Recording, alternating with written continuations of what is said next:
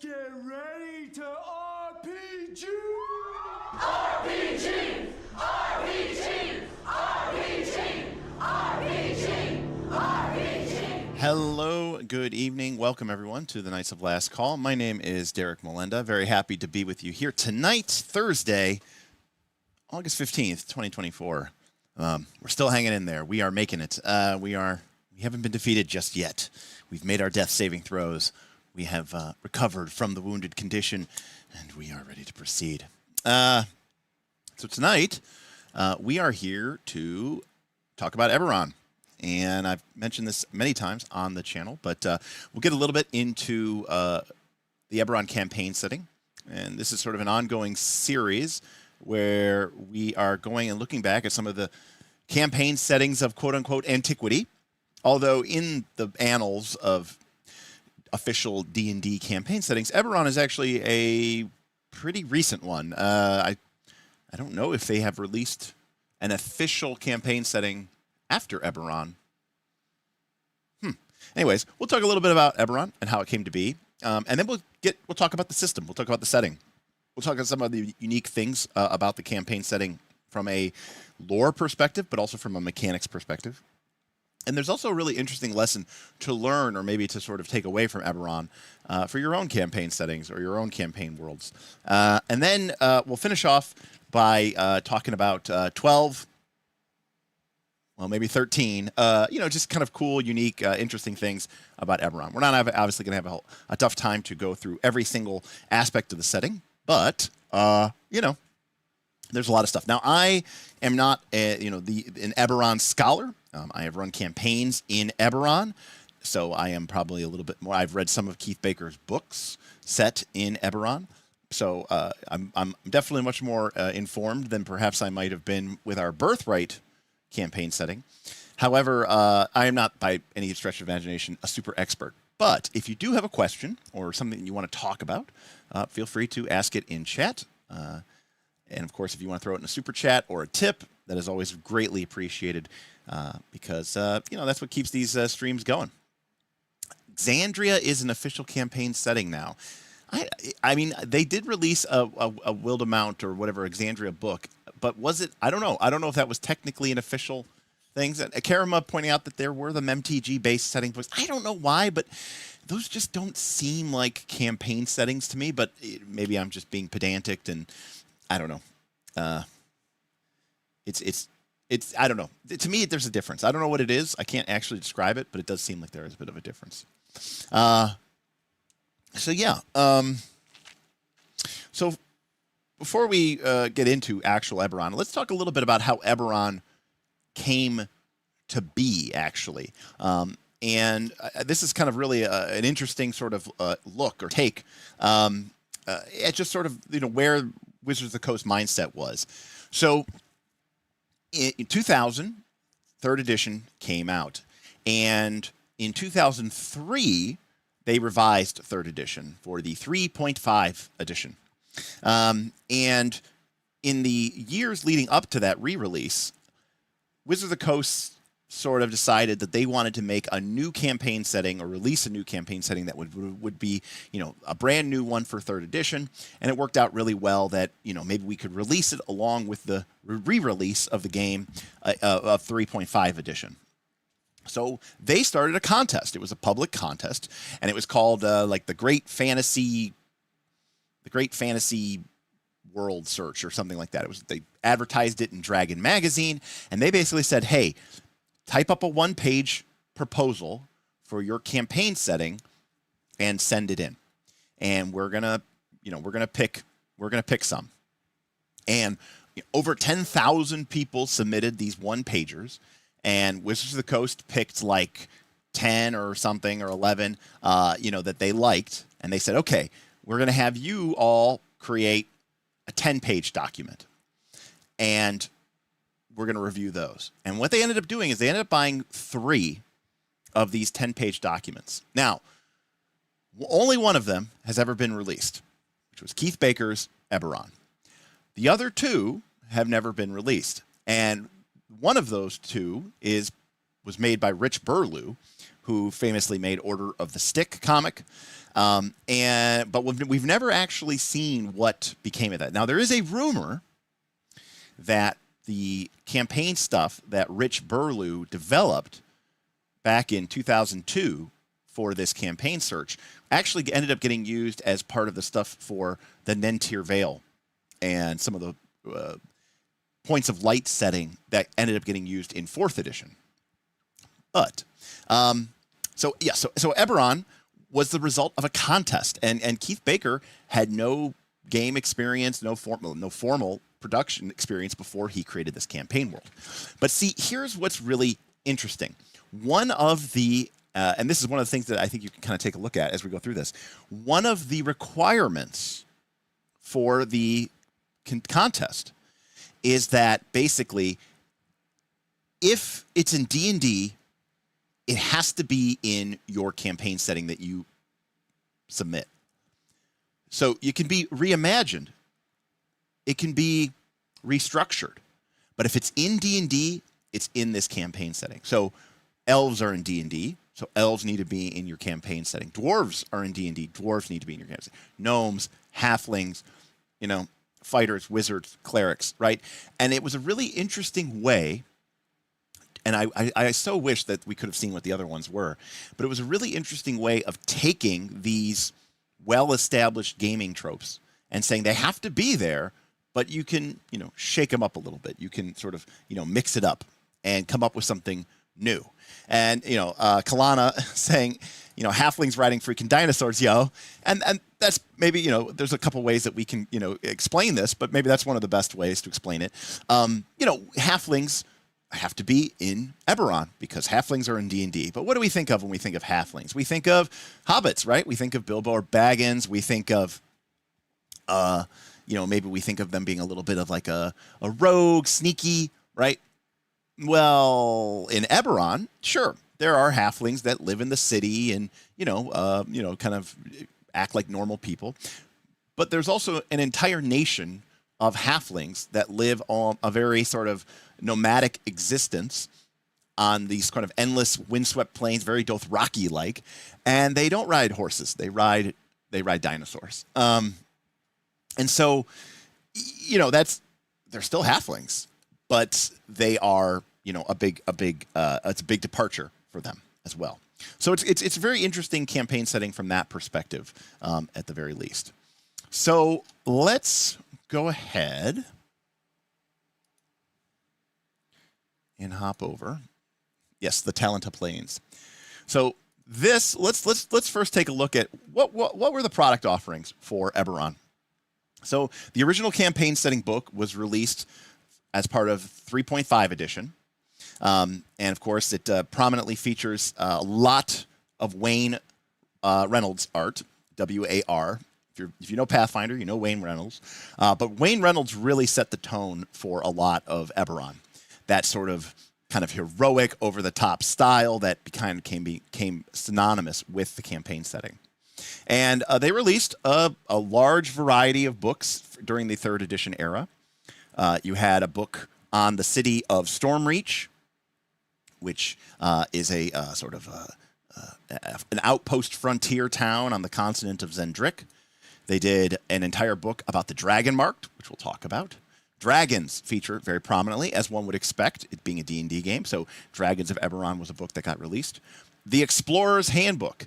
And again, you'll notice with each of these covers, that sort of Wayne Reynolds art jumping forward. Interestingly enough, you can see here that a co-author of this is Rich Burlew. But Rich Burlew, by the way, was also a co-author of one of my favorite 3.5 edition books, The Dungeonscape, which was also co-written by Jason Bowman.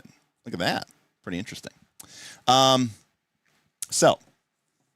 let's slide that back there. Next, we had Faiths of Eberron to talk about the different faiths. And I think this is another interesting area. We'll definitely spend some time talking about religion in Eberron, a little bit different. The Five Nations, more of an atlas book. Here's a map of Khorvaire. The magic of Eberron. Probably the other major thing about Eberron is it is a world of magic, but in a very different way than we are used to thinking of fantasy games being in a world of magic. The Player's Guide to Eberron, races of Eberron. Eberron, at least in 3.5, had 4 new unique races that were created for the campaign setting. And then lastly, or sort of lastly, we have Secrets of Xen'drik. And Xen'drik is a continent. It is another. There's so many different layers to this campaign setting. Xen'drik is, to me, the epitome of pulp action adventure, and it is a really great way to sort of express what this campaign setting is all about. We also have the Secrets of Sarlona. Sarlona being another one of the continents that the game world features. And then we have a book on Sharn, the City of Towers. This is Eberron's water-deep. This is Eberron's, City of Greyhawk. This is Eberron's Absalom. So Sharn is sort of the huge, large metropolitan city that is kind of not necessarily the center of the world, but it is definitely probably its largest and most important city. It also features a 2-page spread of art by, of course, Mr. Wayne Reynolds, which, again, I think does a really interesting job of sort of highlighting about what this campaign setting is and why it's different from what you have going on, in other games. You can see here that we have a party of adventurers. They are flying on a sky skiff through the air and the streets of Sharn, the City of Towers. They are being attacked by some sort of wizard, sorceress lady and her gnoll, henchmen or bodyguards or raiders, and they are flying on drift discs. They are coming through. There's lightning crackling through the air. We've got a PC who has just leapt off of the side of their sky skiff and is looking like he is going to, chop and slash tackle and, maybe perilously grab onto the edge of the Gnoll's drift disc. We've got on the left side, we've got a Warforged wizard who's obviously cast a fly spell and floated out. Now, Self-Confessed Cynic says, wow, talk about a blast from the past. Best RPG era. We didn't know what we had, We didn't know what we had. It was a golden era indeed. I was looking at my bookshelf the other day on Roll for Combat, and it's like I have so many 3.5 books. We were just spoiled for content. It was actually completely insane. Now, again, we're going to bounce around a little bit here. There's a lot of stuff to talk about. What is your favorite Eberron art? Rule of Cool, we're looking at it. I think this piece, to me, exemplifies. There's another piece. We might come across it in one of the books. I don't remember which book it's from. I just knew that this piece of artwork was it. And I used this piece of artwork for today's thumbnail for the video. I just think this is like the whole campaign setting in one snapshot, right? High top, over the top action, right? Dynamic heroes. These are not, stuttering fools slipping on banana peels. These are larger than life pulp action heroes. And you're not just fighting in some 10-foot hallway in a dungeon. This is, floating drift discs assaulting your sky skiff in the streets, in the air streets of Sharn, right? It's just very much in your face. So I think this is a great example. Now, again, we're going to bounce around all over the place. But, Kalana said here, hope you loaded up on your Featherfall tokens. So as an example of that, I think that might be in here. Let's see. Here we go. Yeah, here we go. Falling. Now, this is the only reason I sidetracked here is because I knew this was in this passage. Okay. Falling from potentially deadly heights presents a constant danger in the City of Towers. Whether a character is bull rushed off the side of a bridge, knocked from a sore sled, or thrown from a balcony, the sudden stop far below can have deadly consequences. So this is the reason I'm reading this is because this is an example of what simulationistly, a city or a world like a D&D world, which has fairly ready access to magic, would actually look like. All right? So let's read. The city offers a standard reward of 25 gold pieces to a spellcaster who casts Featherfall on a falling person. The reward is large enough and the risk of falling real enough that spellcasters who can cast Featherfall almost always have one prepared on a daily basis. Watch patrols usually carry a wand of Featherfall, but few members have sufficient ranks in Use Magic Device to activate it. Bridges in the upper city and middle city, so, the more rich areas, are also warded with permanent Featherfall effects to protect those using them from falling bodies and other large objects. Such wards are triggered automatically when an object reaches 30 feet of the top or sides of the bridge. This is effectively a magic trap that resets automatically and immediately. A popular magic item among those that can afford one, a Featherfall talisman is a single-use item containing a Featherfall spell. The trick to using this item is timing, because it only works once and lasts for a single round. It must be activated within 60 feet of the ground in order to protect its wearer from falling damage. Since falls in Sharn can involve heights of a mile or more, this is not always easy to accomplish. A DC 10 Wisdom check can be used to determine if a character successfully times their activation. So, this is an example of, if you lived in a city of towers, okay, that, stretched a mile or more into the sky, if you lived in this kind of city and you had access to essentially automatic feather, you could cast a spell that cost you essentially nothing, right? Then yeah, you would incentivize that. You would make that part of the world. You would make that part of the DNA of the world. So, just talking about Featherfall is sort of a great example of how this actually operates. Another super chat from Self says, I love how they blended creativity with grounding. Yeah, so again, it's still D&D. It's still kind of zany, crazy, over the top, but a lot of the stuff in Eberron just makes sense, Now, these were now I don't have any of the 5th edition Eberron stuff, so I can't really say to this. But they did also release Eberron for 4th edition D&D. And, I have to say, while I own some of these books, I never played Eberron in 4th edition. And I think that is a great shame. I think Eberron's style, and I think Eberron's, I think the mechanics of 4th edition blend together extremely well, because 4th edition characters are all about that sort of over-the-top, larger-than-life heroes.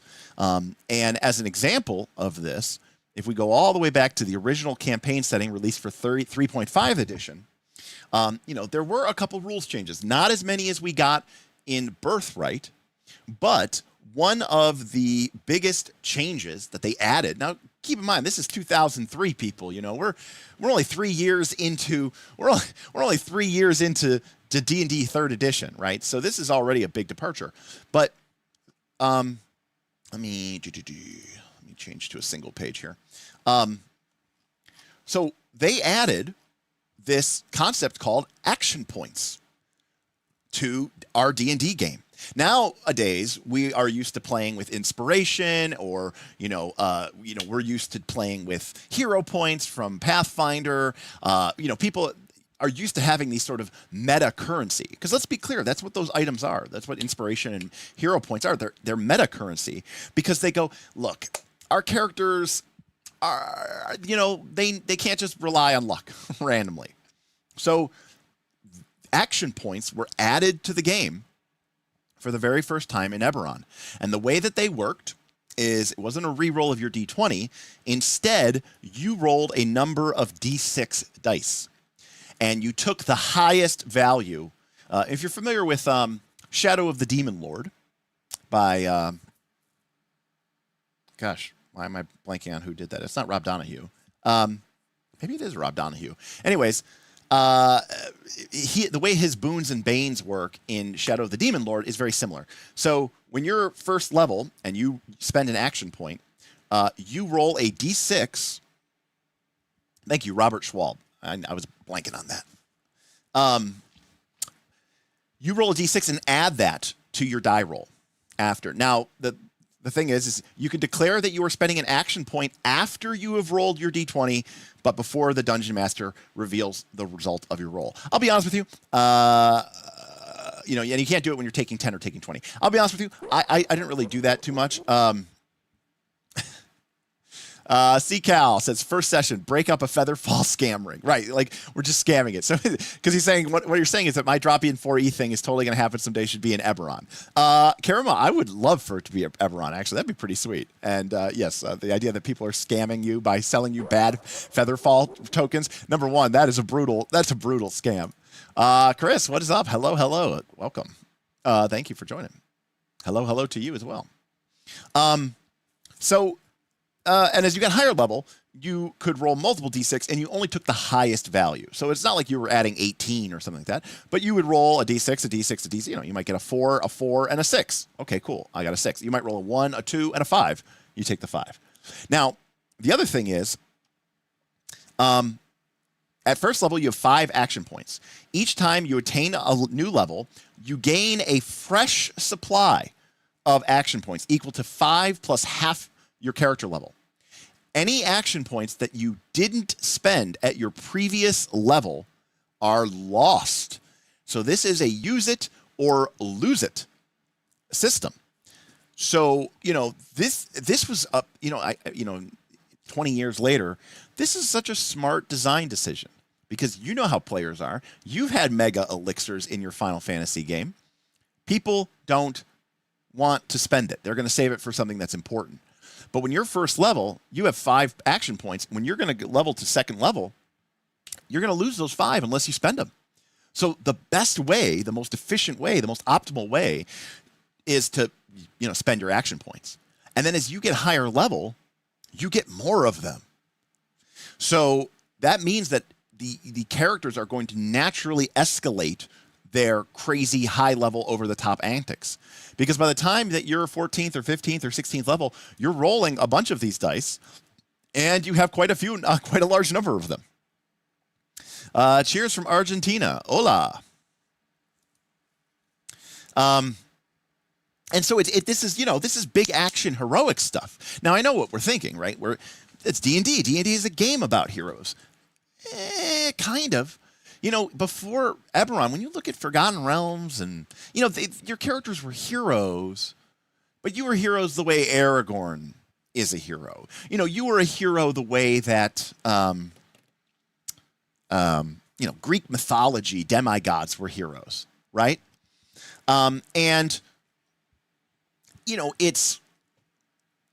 It's a hero in a very, classical sense. Eberron, a lot of people point to, D&D. 4th edition as this sort of superhero D&D. But I actually think it started with Eberron. Eberron is these kind of action heroes. These are the, pulp action heroes of our youth. And in fact, if we go all the way back to the beginning of this book, we could see that they gave a list of movies to inspire you. And in it, you can see movies like Raiders of the Lost Ark, Pirates of the Caribbean, The Mummy, right? So some of these for me are some of those, classic action adventure films of my youth. But you can also see here that there's sort of a more of a urban dark noir tone, right? Casablanca, The Maltese Falcon, Sleepy Hollow. Because as much as it is about action, I do think it is important to note that this is it's a pulp action. And it's very much set in that era when, everything was kind of a shades of gray. This is not a world of clearly defined heroes and not always. I mean, there are sometimes, but clearly defined villains, right? There's a lot of shades of gray in between, and there's a lot of intrigue, and there's a lot of subtlety going on. In some ways, it feels more like a real world than a lot of other campaigns, even though it's got magic sky trains, and dinosaur, riding halflings. In some ways, the game world feels more grounded than anything else. And we'll get into some of the elements here, but yeah. So, the Brotherhood of the Wolf, Le Pack des Loups. I remember seeing that with Smith, like probably like 2000, 2001. Shadram says, Magic Steampunk Sky Pirates with a tone like The Mummy sounds awesome. And that's the tone you need to go through. And if you think about the original, I mean, I think the original 2 Mummy films, the one with Brandon Fraser, are incredible and amazing. And you think about those films, I mean, in the second film, they literally are, they ride an airship into a magic jungle in the center of the untouchable desert to enter a ancient forbidden pyramid so that they can seal away the Scorpion King / steal the giant diamond from the top of it. I mean, that is pulp action hero adventure. That's the kind of style that Eberron is going for. I'm not saying that you can't do serious storytelling. I'm not saying that you can do these very epic, good versus evil storytells. But it was very much, about that kind of, Raiders of the Lost Mummy, Tim. Exactly. Raiders of the Lost Mummy. And again, so this is a good example. This is not the Lord of the Rings, The Hobbit, Wizard of Earthsea type stuff. Things. Now, Rule of Cool asks what I think is the stupidest question that's ever been asked on this channel. Why don't people like the third Mummy? And the answer, the fact that you even have to ask that is ridiculous because there's of course, an entire reason. It's the simplest reason of all time. Anybody in this chat hopefully knows the immediate answer. If you don't, I'm very disappointed in you. The reason that people don't like Voy. Hello, what's up? Bye-bye. It's pretty late over there in Austria. So the reason people don't like the third Mummy is very simple. They got rid of Rachel Weisz, arguably the hottest woman of all time. The Mummy is a great action flick, and it is fun, and it is but it is filled with beautiful people at like the peak of their beauty, and the chemistry between Brendan Fraser and Rachel Weisz in those films, particularly the second film, I think is off the charts. Well, Rachel Weisz didn't come back to do the third movie, and it sucked. Anyways, to play Evie. But anyways, I like these movies, so I really, like that. And I'll be honest with you, when we played Eberron at this time frame, 2003, 2004, I think some of the, I was really excited about it. But I'll be completely honest with you. Some of my players were not really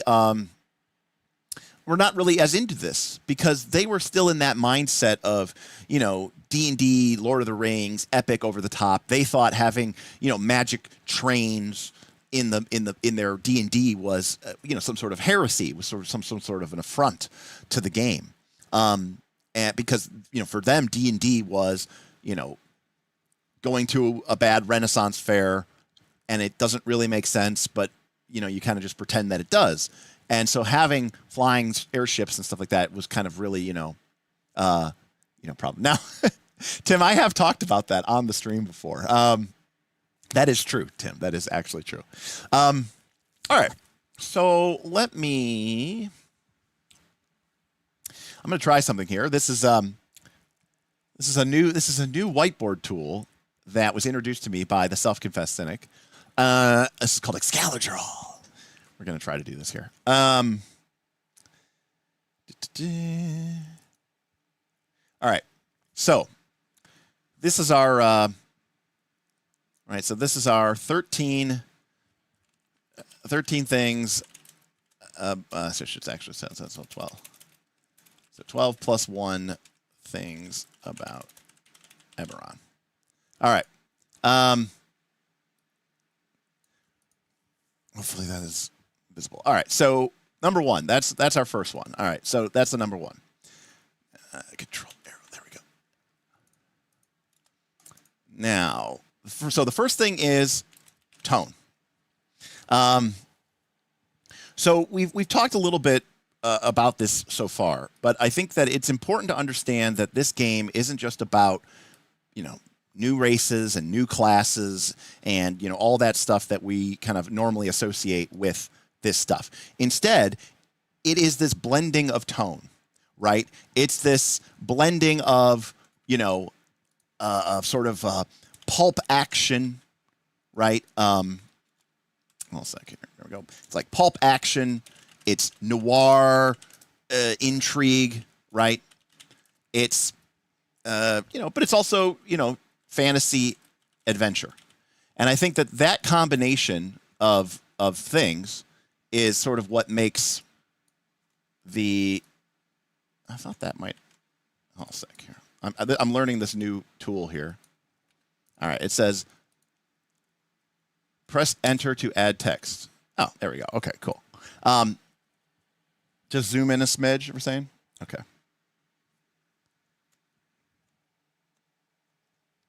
All right. Now it's at 100%, but here, let me actually, there we go.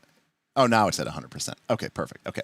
So, yeah, so the tone is very different. And again, they go out of their way to just discuss this. See, right? Look, right here. This is on the first page of the game, Prophesied by dragons, tempered by magic, forged in war. And let's talk about the tone, right? This combines traditional medieval fantasy with pulp action and dark adventure. Okay? And this is D&D, but with sort of a more modern approach to storytelling for people who really like that sort of 1920s, 1930s, kind of noir pulp action style. This is a way to take D&D and bring it into that thing. Now, here's the thing. You might say, I don't like that tone. And you know what? I understand that. But here's what I discovered. This is why I fell in love with Eberron. Because it turns out D&D is better, in my opinion, at doing that kind of style of game and that kind of tone of game than it is doing Lord of the Rings. And that was part of the big, thing that I kind of came to the understanding, is that D&D was a game that was built to, explore dungeons, and you're a scraggler and a no-good wannabe, and you're, a murder hobo, and you're a mercenary. And then as we moved into the 80s, into the 90s, and into the early 2000s, people wanted to start, having their D&D adventures be like these great, action movies. And they wanted their characters to be these larger-than-life heroes, not just some, scum of the earth scoundrel who's trying to make his way through the dungeon. Okay, great. But guess what? D&D didn't change fast enough to keep up to that. So Eberron, as a campaign setting, is much more aligned with the way that D&D actually plays out, as opposed to being this like super serious Lord of the Rings style fantasy. This is the kind of, dare I say it? I don't want to say it, but I'll say it. Eberron to me has a little bit more of a kind of an anime kind of vibe to it as well. That sort of steampunk, in this case, magic punk feel. And I think that suits D&D really well. At least I think it suits it better than like, trying to do Lord of the Rings, if that makes any sense. So it's it's definitely a big thing. All right. Let's see here. So next, let's see here. We should be able to do this. Yep. Great. Next is magic as technology. All right. So that is the other thing that we've kind of already discussed here. But Eberron is and again, I'll we don't have to go too far here. We can read from the book. Magic is built into the very fabric of the setting. It pervades and influences everyday life. It provides certain comforts and conveniences unknown in either the modern world or any world of medieval fantasy.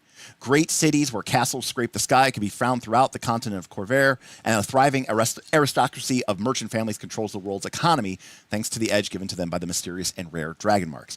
So, of course, this being 3rd edition, this is sort of represented in the game mechanically, okay? And the way that they represent this mechanically is, and we'll talk more about these, but so dragon marks are the first way that we do this.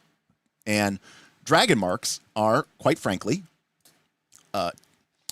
birthmarks that certain families are born with. Think like noble families, right? And not necessarily like a straight line, right? There's a lot of cousins and second cousins and fifth cousins. But these families, these noble houses, have a genetic legacy where a good number of their members of their family are born with these birthmarks that are called dragon marks. And dragon marks give that person, who is otherwise just an ordinary human being, access to magic. And, again, this is me putting on my simulationist hat here. So again, if you're, this is sort of a callback, a throwback. This is going to be kind of, what's the word I'm looking for? It's going to be kind of a super nerdy deep dive. This is one of the reasons why I like I like Eberron better in 4th edition than I liked it in 3rd edition.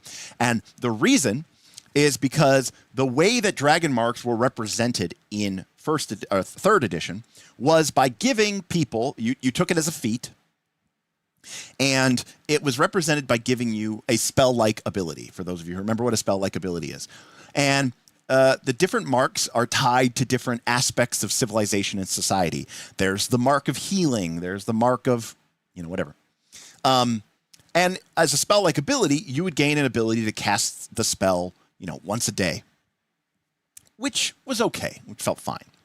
But in 4th edition, they did it way better, because in 4th edition took a lot of these, what we would nowadays call sort of generic non-adventuring spells, and they made them into rituals. And what dragon marks gave you in 4th edition was access to certain rituals. And this made a lot more sense, because rituals take resources and money to cast, and that sort of helps fuel the economy a little bit better. And it also makes more sense that a member of a person with a dragon mark can do more than just one of their things per day, right? They can just, keep producing these effects throughout the course of the day. So anyways, dragon marks, that's one of the reasons. Another reason that magic sort of became quote unquote technology is the Mage Right NPC class. So in 3rd edition D&D, you had these NPC classes, right? In 3rd edition, everything had a class, everything followed the same rules, everybody had hit dice, everybody had things, right? So, you had your player character classes, you had your fighters and stuff like that. But they also had these NPC classes, which sort of represented the people who were not great heroes. And some of them are, like, what's the town guard? Is the town guard a fighter? No. The town guard is a warrior. So there was a warrior NPC class, which usually kind of sucked. There was the expert class, which of course had the ability to, was your blacksmith or your wagon rider, your innkeeper. And then there was an adept class, which represented your, village witch or, little hedge wizard. And the last class was called the aristocrat, which represented your basic generic noble or whatever. So those were the 4 NPC classes of D&D 3rd edition. Eberron added a fifth class, a 5th NPC class, and I don't know where it would be. Let's take a look here. Now, this is peak 3rd edition here. And the reason why I say this is because nobody is ever going, no player character is ever going to be one of these things, okay? They are literally, just there to sort of fill in society. Jesus Christ, where the hell is this? Oh, it's probably down here. Ah, there, perfect, there it is. Okay, boom. All right, so I had to look for it. So this is a Mage Right. Okay, this is an NPC class. This is not a class that a PC is ever expected to take. Okay, and so what is this class basically doing? Well, this class is a blacksmith or a crafter who has very limited ability to use magic in order to make stuff. And this is, again, an example of what would society look like if magic was as available and as easy as it is in, as it's presented in the D&D world. But it also solves a major problem. Okay? Again, I know simulationism isn't the most important thing for a lot of people, but this is one of those things that just makes a world work, I think. When we think of magic in most D&D contexts, we're thinking of the great wizards, right? And they are these, and a lot of people have said this before, and I've said, why aren't all the city streets lit with continual light flames, right? And a lot of people go, well, because high-level wizards have important things to do. And I say that's kind of stupid because even high-level wizards have days or weeks or months off at a time, but whatever. Okay, let's say you're right. Those wizards are very important to do. They are heroes of the realm, right? They're great lords and ladies of the land. The Mage Rite is not. The Mage Rite is a blue-collar, working man's wizard. The Mage Rite sort of makes the magic pervasive throughout the campaign setting without raising the power level to, wish and teleport and meteor swarm. It means that magic is available in, even small towns, but it's not like, 10th level magic. It's low level magic. So it's very, it's horizontally distributed, not necessarily vertically distributed in just a handful of very powerful NPCs.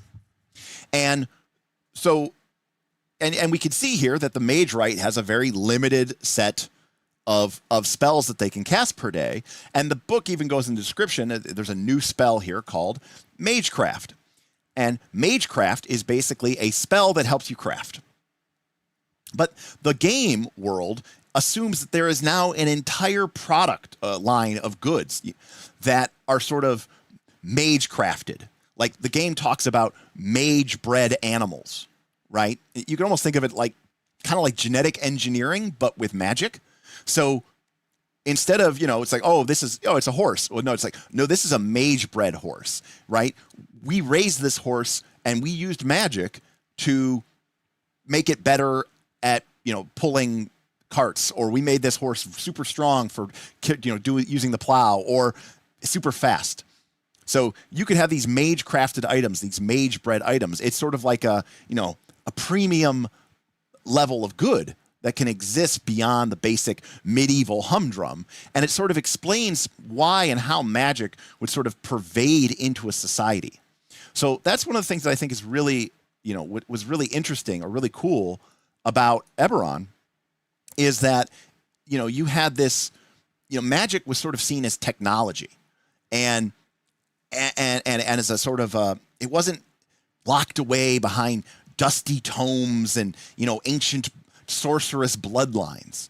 Sure, you still had sorcerers and you still had wizards, but, the presence of magic was more democratized. And it was democratized through the dragon marks, which arguably is not very democratic because it's limited to certain bloodlines. But what it did mean is that, if you went into a fair-sized town, okay, somewhere in Khorvaire, and you needed to get somewhere, okay, you could go find maybe a guild house of House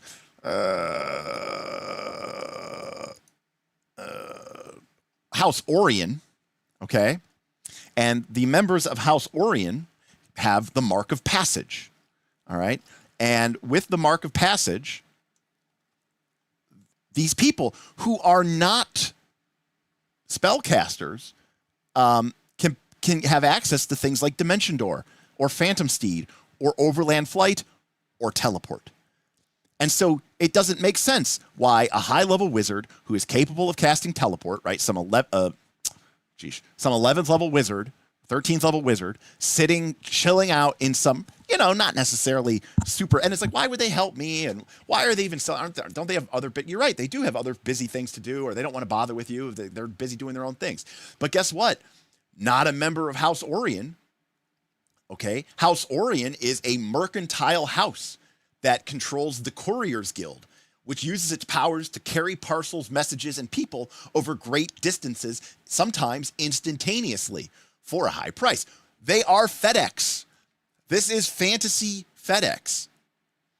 And you might say, well, that's stupid, except that should exist in D&D because of the pervasiveness and the ease of using this magic to do this stuff.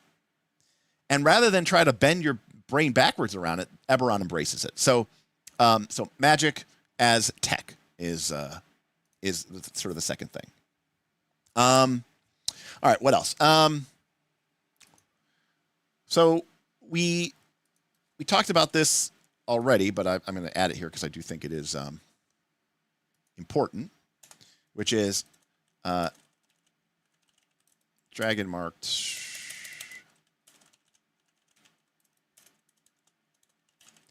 So the dragon marked houses.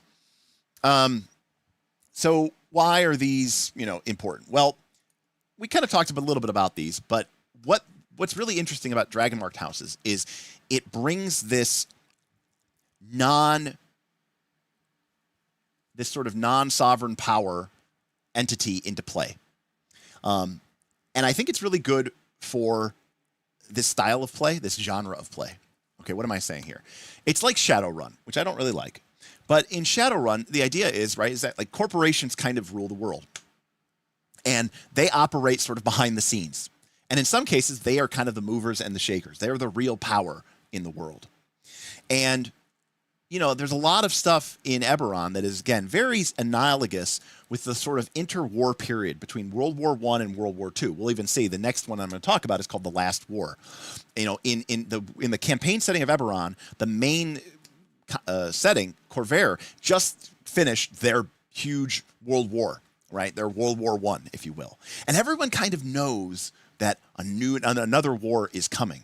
And so you have all these nation states, right, that are jockeying for position.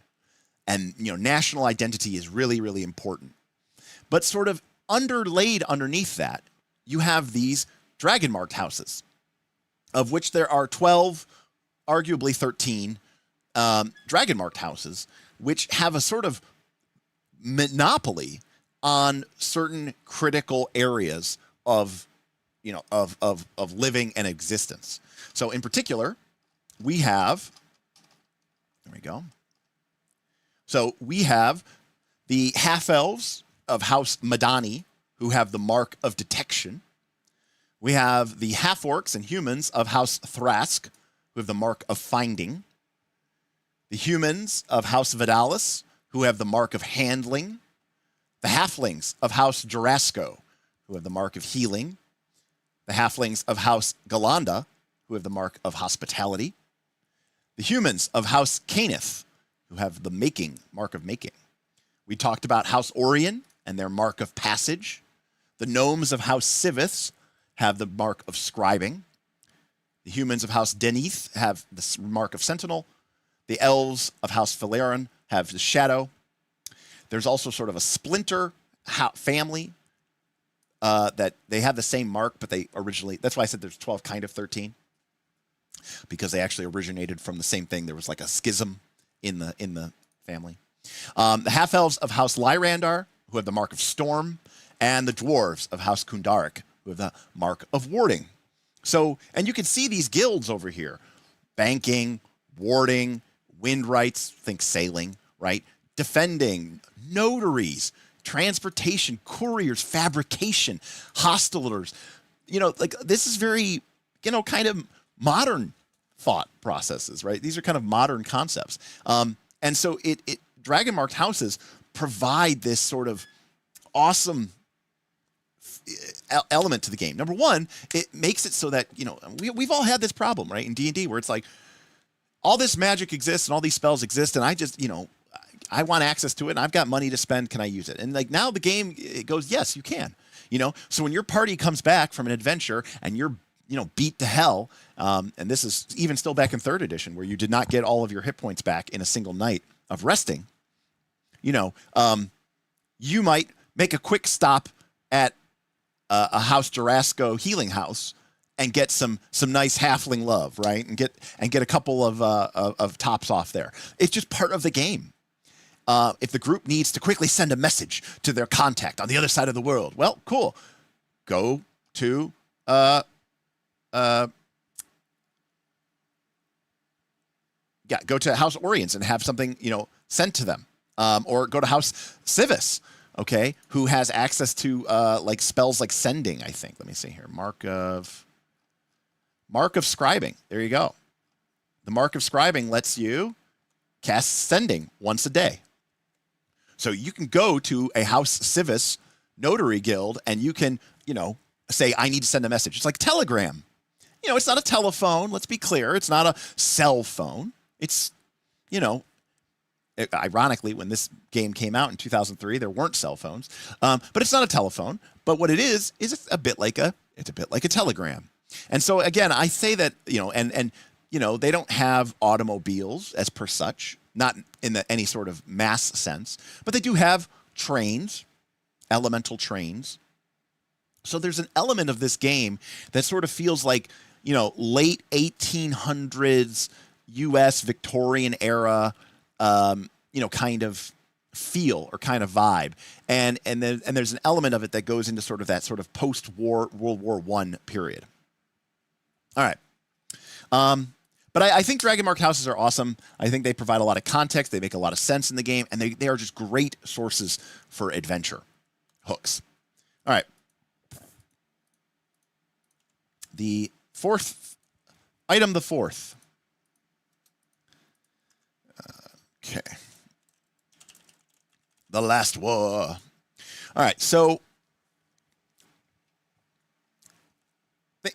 when they say Last War, think World War II, or World War I. So here is a map. Let me find a good map. Here we go. Bloop. Okay, so here is a map of the main continent of Khorvaire. I should actually note here. We'll go back up here. Let's see. We have a map. So this is the western half of the world. We've got Khorvaire, one big continent right here. And then to the south of Khorvaire is the continent of Xen'drik. Off to the southeast coast is this kind of small continent here, which is called Erona or something like that. And then to the east, you have the continent of Sarlona and Argonessen. Now, the main setting of Eberron is this continent of Khorvaire. They touched upon Xen'drik, and there was a lot of cool stuff that happened in Xen'drik. In fact, the D&D Online MMO was originally set in Xen'drik, based out of the city of Stormreach, which is up here on the northern coast of Xen'drik. But we never really learned that much about Argonessen or Sarlona. There was a book about Sarlona, but these are very different worlds and very different continents. But the main location was Khorvaire. And Khorvaire was formerly united by a great human kingdom called Galifar. All right? And Galifar sort of controlled basically the whole continent, more or less. Certainly here from the mountains in the west to the mountains in the east was controlled by a single king. And the great kingdom of Galifar. Well, about 100 years before the campaign starts, the king dies, and it's kind of some House of the Dragon bullshit. Maybe some War of the Five Kings. War of the Five Kings actually is probably very appropriate. I wonder if he got this from, because George R.R. Martin had published Song of Ice and Fire by now. Anyways, the 5 children of the king who died basically said, we're not accepting who, he left behind, and I should be king. And they all went to war. And over the course of 100 years, you had this 100-year-long war. So imagine World War I, but kind of, it's a succession crisis. So it's like Greens versus Blacks. It's, War of the Roses. It's a vicious fight for control. And the 5 sort of progenitor, or the 5 kingdoms that sort of split, the 5 children, became sort of nation states. All right. And those 5 nations were Aundair, Carnath, Thrain, Breland, and Sire. Now, you'll notice Sire isn't on the map anymore. So, and you'll also notice there's a couple other new kingdoms that have cropped up. In fact, if we do the count, there is, I can't get it on the screen. Hold on a sec here.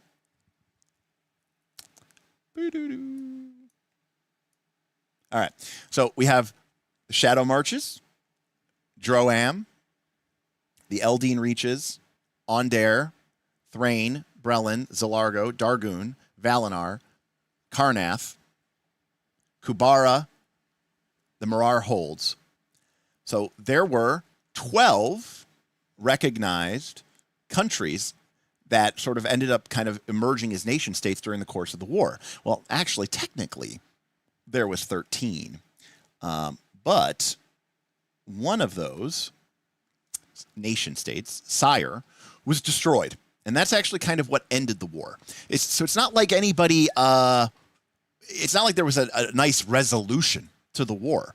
The war ended because literally one night, overnight, in what became known as the Day of Mourning, the entire continent of Sire, the entire country of Sire was destroyed. In a sort of magical nuclear holocaust, except it's magical nuclear holocaust. So not only it literally, it stayed within the boundaries of what was considered to be controlled by Sire, and now it is surrounded by these gray dead mists, and it is a death land, and everybody is kind of like a nuclear bomb, and everybody kind of went, okay, maybe. Let's hash out a peace plan real quick, because nobody knew what happened. Nobody knew. Did somebody develop a new super weapon? Did the hatreds, the problems that were leading to the war were still present. Nothing got solved, but everybody was so afraid to keep going. They kind of called for peace, and so they met at this castle here, which is right in the middle of this really cool lake called Thronehold. And they hashed out what is called the Treaty of Thronehold. But again, think of this as like the Peace of Paris after World War I. Kind of everybody knows that this isn't going to last, and it's only a matter of time before and now you're in this kind of Cold War period, right? And that's why Casablanca and Maltese Falcon are sort of brought up, because there's this kind of people are rebuilding. People aren't like, oh, good, the war is over, we can go back to being peaceful. No, like people have. Are using this period to sort of rebuild and to sort of, kind of build up that stuff again. GM Scott, thank you for that 27-month member message. Join late, looking forward to the VOD. One thing I learned from Baker was his love of 13, but 12 plus a missing one. Yes, and, that, spoiler alert, that's going to be the 13th thing. But there is a theme throughout Eberron where there's sort of 12 things and a missing one. So, you had 13 nations, one of them got destroyed. So there's 12 plus one. And so when the peace came, there were sort of some new nations that sort of said, hey, we don't want to be part of you anymore. We want to be our own nation. And people were so sick of the fighting, and there was so much, bloodshed and problems that, like, nobody had the resources to say no. And everybody just was like, okay, we need to stop. So there's a lot of nations that kind of emerged from the last war that used to be part of that great kingdom of Galifar. But after, so a great example of that here is Valinor down here in the southeast used to technically be part of Sire. But when Sire blew up, the elves predominantly that lived in Valinor were basically like, kind of like, Game of Thrones. We are from this day forward a free and independent nation of Valinor, and we, are going to be our own, lords and ladies, because we are, and if you have a problem with it, you can come fight us, and nobody wants to fight us because everybody is like, whoa, we don't want to fight anymore, at least for right now. So a lot of these kind of recognized nation states were kind of done begrudgingly, right? So, an example of this is like the Eldeen Reaches, okay? Ondare, okay, the country of Ondare, which was one of the original 5 countries. Ondare used to claim all this, okay? All the way up here from the, the Star Peaks in the northeast through Lake Galifar, all the way over to the Eldeen Reaches, to the very edge of the Bishik Mountains and the Icehorn Mountains. But in the wake of the, events of the last war, the Druids predominantly, and people of sort of hippie nature folk of the Eldeen Reaches basically said, no more. We're our own nation. You guys can, go pound salt. And so you can see here these kind of political boundaries now stop here at the Wyarn River, and Ondare is now separate from the Eldeen Reaches. So there's kind of this cool thing about the Eldeen Reaches, okay, is its leader is it's like a 20th level awakened tree, druid 20 or something. It's like a 20th level druid who is like an awakened tree, not like a treant. It's like, a big, huge, gigantic oak, and it like, has its like roots and stuff throughout the entire forest and the woods. It's really cool. But the Eldeen Reaches were like, we're sick of you humans and you whatever, taking our resources and so whatever. But there's a lot of other interesting ones that you may not expect. Because, for example, I mentioned that the elves of Valinor, and by the way, elves are very weird. I don't think it's on this map, but the elves actually live on this island off the coast, and they worship, like they have good liches. Like they kind of like worship death. In a weird way. Anyways, the Valinor are a group of basically desert elves who like fled their homeland to be like uber mercenaries is the best way I could describe them.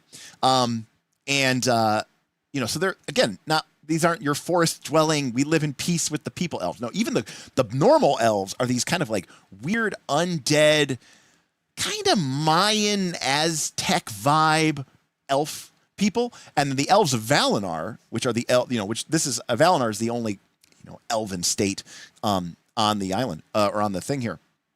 They're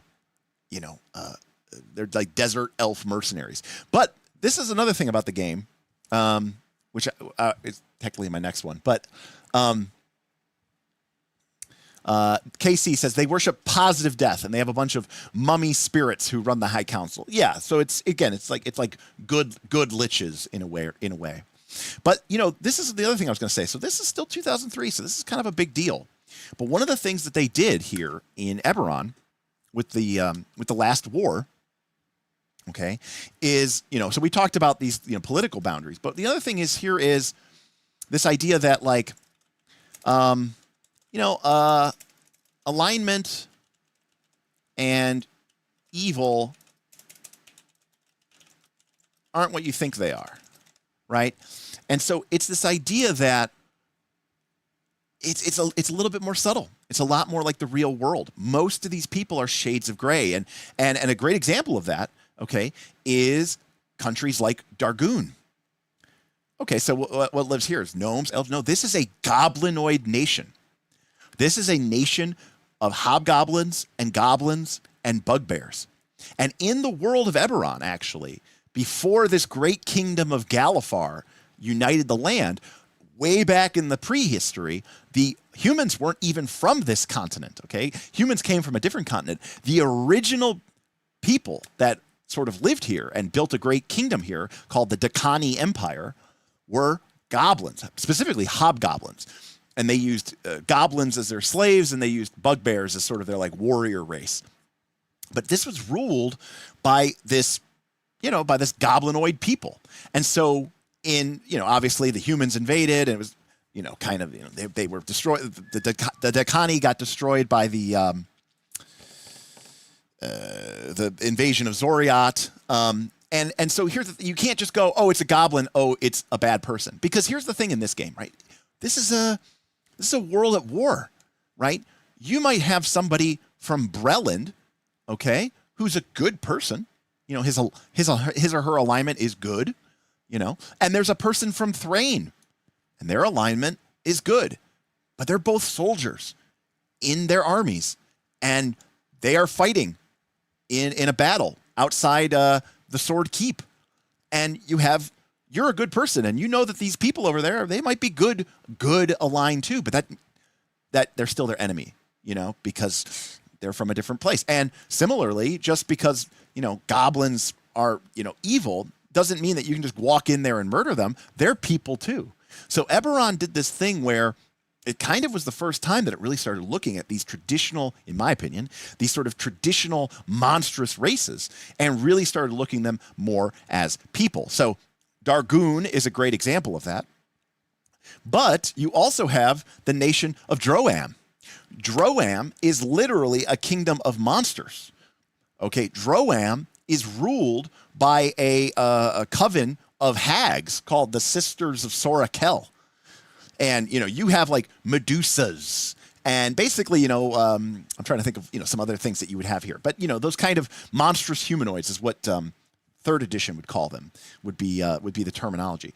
So you have like Medusas and hags and anything that's like a human but is that kind of a monster. This is like their nation, and then all the way to the west, you have the Shadow Marches. And this is a nation of orcs.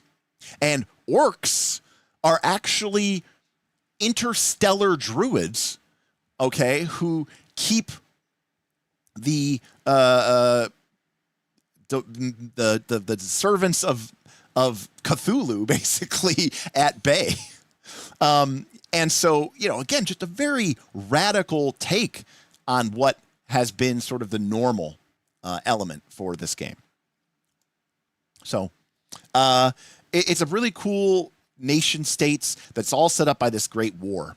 And even these individual countries are very interesting. Karnath is one of the nations, one of the great nations, right? Well, the Karnathi kind of worship undead, or at least they don't think undead is that big of a deal. And so they use things like undead soldiers in their army. They have like undead farmers that, they unintelligent undead, like zombies and skeletons that just, hey, you go to a farm and, there's a farmer, a normal farmer. And he's like, instead of having hired hands, he's got, 5 zombies out plowing the field. Right. So it's kind of like a Geb from Galarian. Yes. Now, yeah, there's an element of kitchen sink here, but it's not. These nations are all very intimately tied together. In fact, the interactions between them is sort of the defining element of this game. These are not, isolated nations. They have unique cultures and they have differences, but they also, again, still all come from this same one big nation that used to exist. So, very interesting there. All right. What up, GM Scott? GM Scott tipped $25. Love good campaign settings as a backdrop to sandboxes and modules. Yeah, I mean, I think, in my opinion, good campaign settings should inspire instead of restrict. I see a lot of people who get very nervous or worried when they're playing a campaign setting. I need to learn all this lore. I need to make sure I don't get it wrong. That isn't what they're there for. It's there so that you have this really cool backdrop that you can sort of be inspired by to create some really, really cool stories and build your own world and build your own stories in that world. And that is, I think, that's where I think people get it wrong. They try too closely to adhere to that. What is canon? So I agree with you, GM Scott. I think that, using them as a backdrop is ideal. All right. Thank you for that. And Mr. Unakatsi, you got a lot of videos to watch, buddy. Yesterday's was a good conversation with RFC. I thought I had a good time there. Even though I was a little distracted for part of it because I had some messages coming in. All right. Next. I wrote down this list here. All right. Number 5. The Warforged. All right. So the Eberron introduced 4 new races to the game. And to be fair, I think 2 of them are pretty forgettable. One of them is the Changeling, which is like a human that has like sort of doppelganger-esque traits, but they're not a doppelganger. So it's kind of a way of like bringing some of those ideas into the game without like making them completely, broken. But the Changeling just kind of felt kind of tacked on, I'll be admit. So one of the first races is called the Changeling. Let me see if we got. All right. So that's a Changeling. They are subtle shapeshifters capable of disguising their appearance. All right.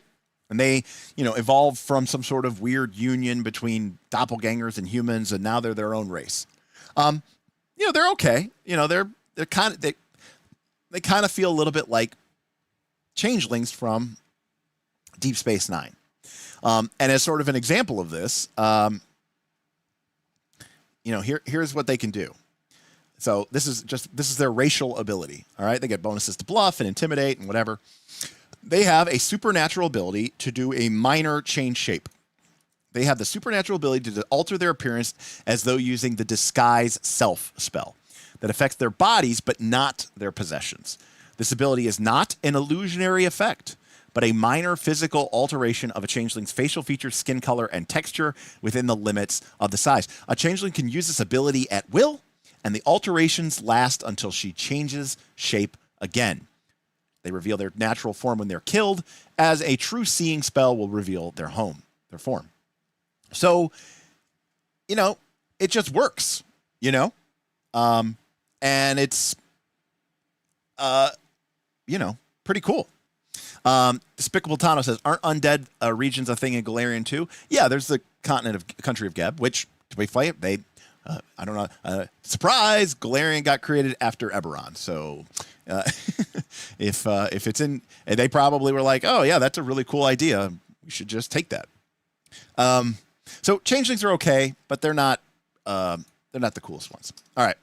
By the way, those are some of your weird Mayan Mexican death elves that are sort of an example. The next race that I think is kind of meh is the Shifter. And the Shifter is the same thing as the Changeling, except they have lycanthropic blood. Now, to be fair, I prefer this greatly to, wolf people or cat people. Like, if you want to be a bestial humanoid, this is where I'm the most comfortable with you being. You got a little bit, you're a little rough around the edges, but you're not like a full-out weirdo. They also introduced the Kalishtar. Now, the Kalishtar is very strange and weird, and it would take me a while to explain it. But the TLDR is that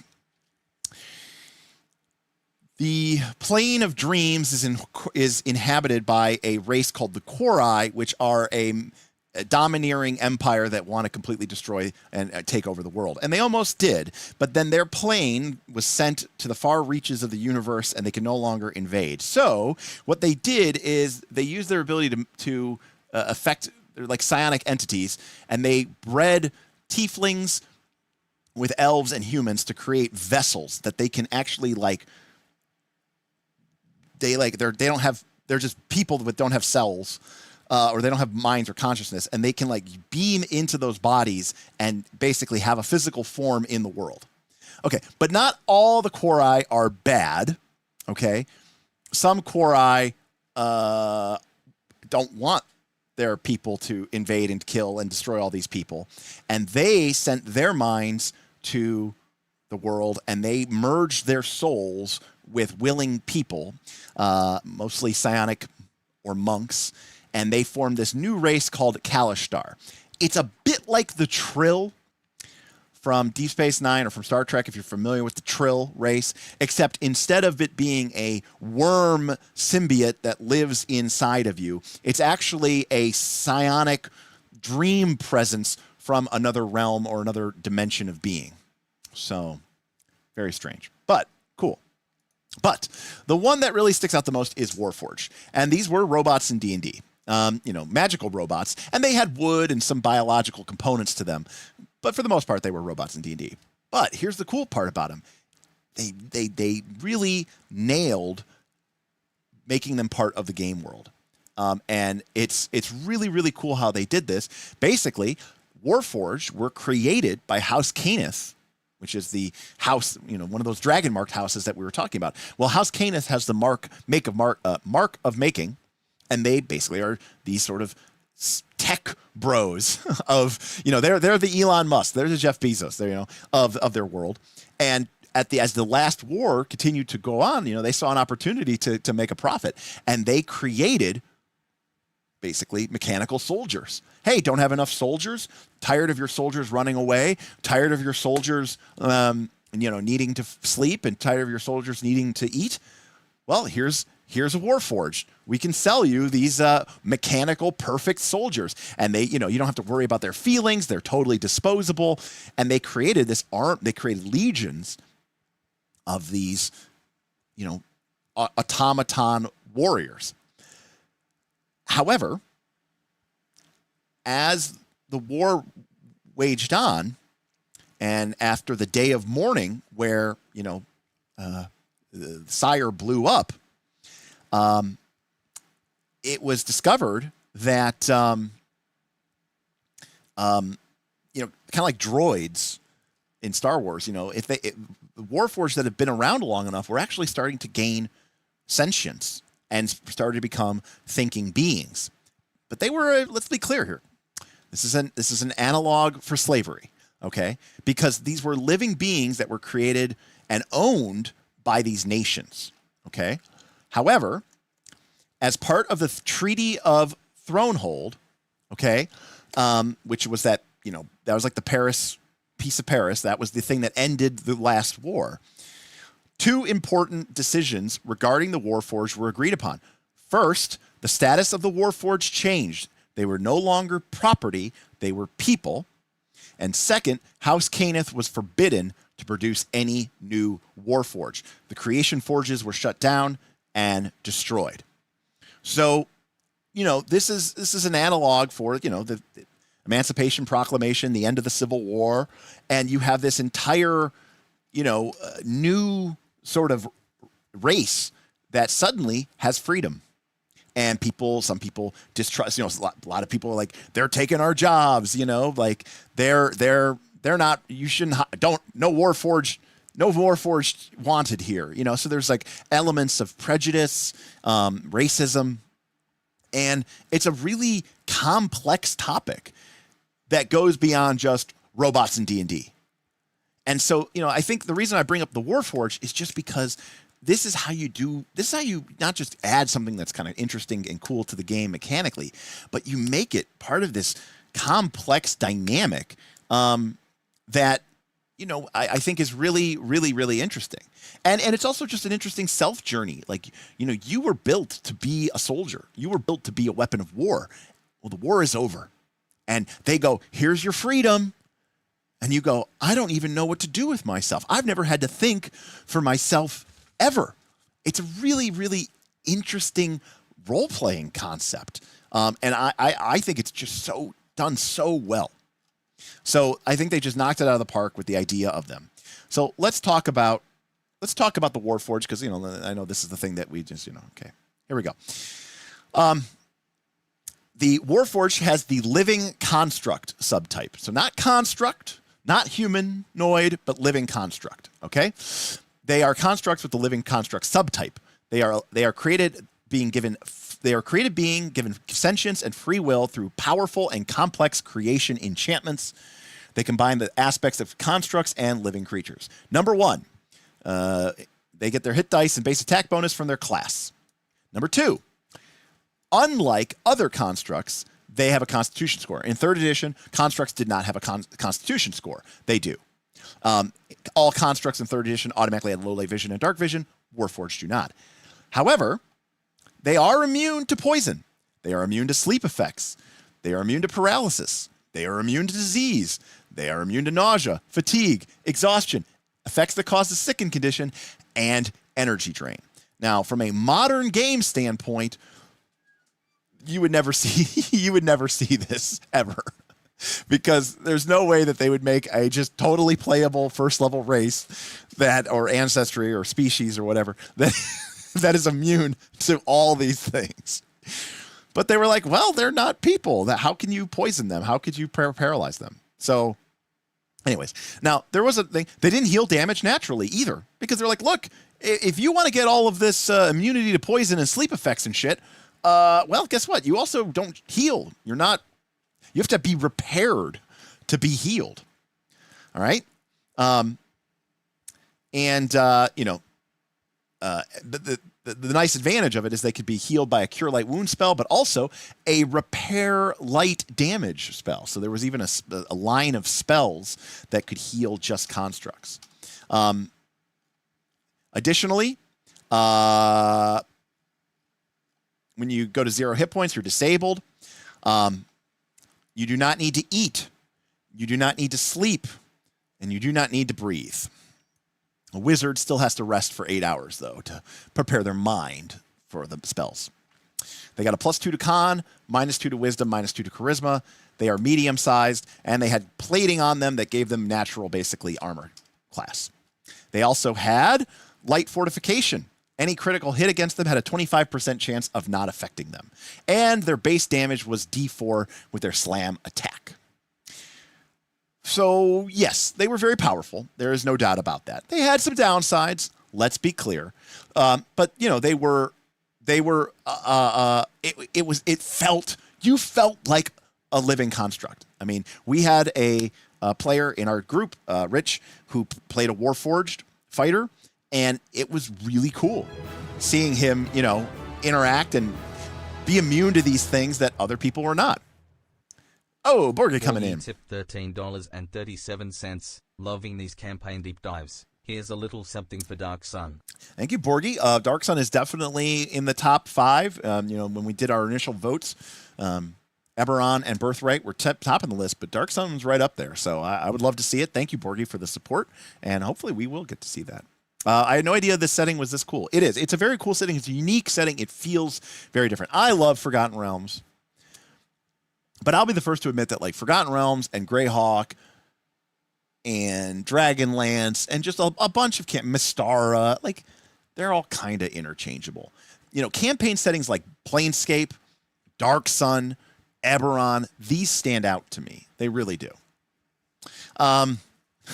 No Beer says, Pathfinder 2 won't even grant immunity to poison to undeads, but they are immune to the death trait. Can't figure that one out.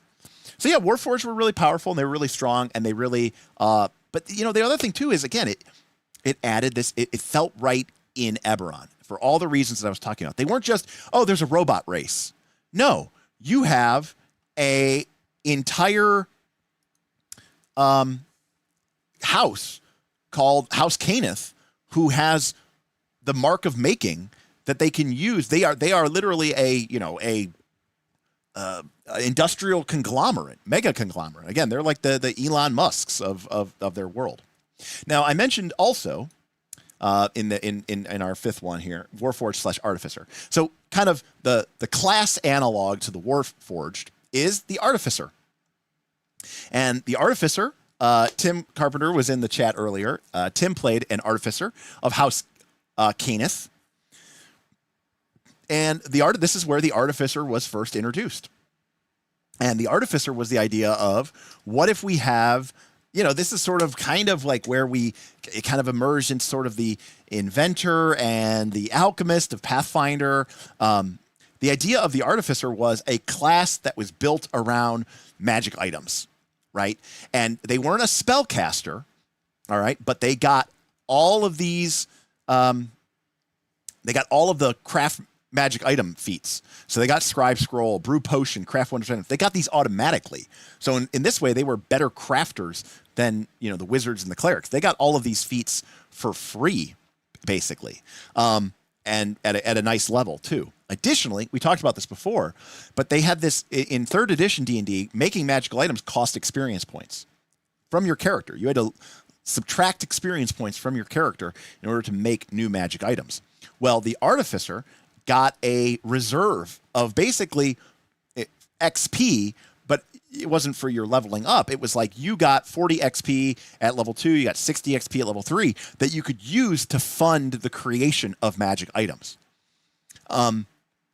And there was also sort of a cool element here of the Artificer. You know, they kind of had this kind of cool, like, adventurer vibe to them, because, you know, they were also kind of like, they were rogues, but like in a you know, Indiana Jones way, like a disabled traps, archaeologist, kind of like an archaeologist adventurer is how I would describe it. And they were really good at using all sorts of different magical items. They could pull out pretty much any random wand or random staff or potion or scroll, and they could use it. And then they had these things called infusions, which were basically like, you know, temporary magical items that you could use and infuse into an existing item. But they didn't buff people per se. They buffed, items. So as an example, like if you want to infuse someone with bull strength, which was a buff that you would cast on somebody that would increase their strength, you didn't actually cast bull strength on them. Instead, you might imbue their belt and it will function as a belt of giant strength for the duration. I will note though that they can imbue bull strength directly onto a Warforged because technically it's an item. Additionally, the Artificer had access to, as did wizards and wizards and sorcerers had access to Repair Light Wounds, which was a arcane spell that let them heal Warforged. Ben, we're kind of floating all around here. Right now we're taking a look at the Artificer, but I'm not really necessarily going page by page, but I'm happy to provide page references right now. But right now we're looking at the Artificer. Roll for Combat wants to know what is going on here. We are just talking about Eberron, buddy.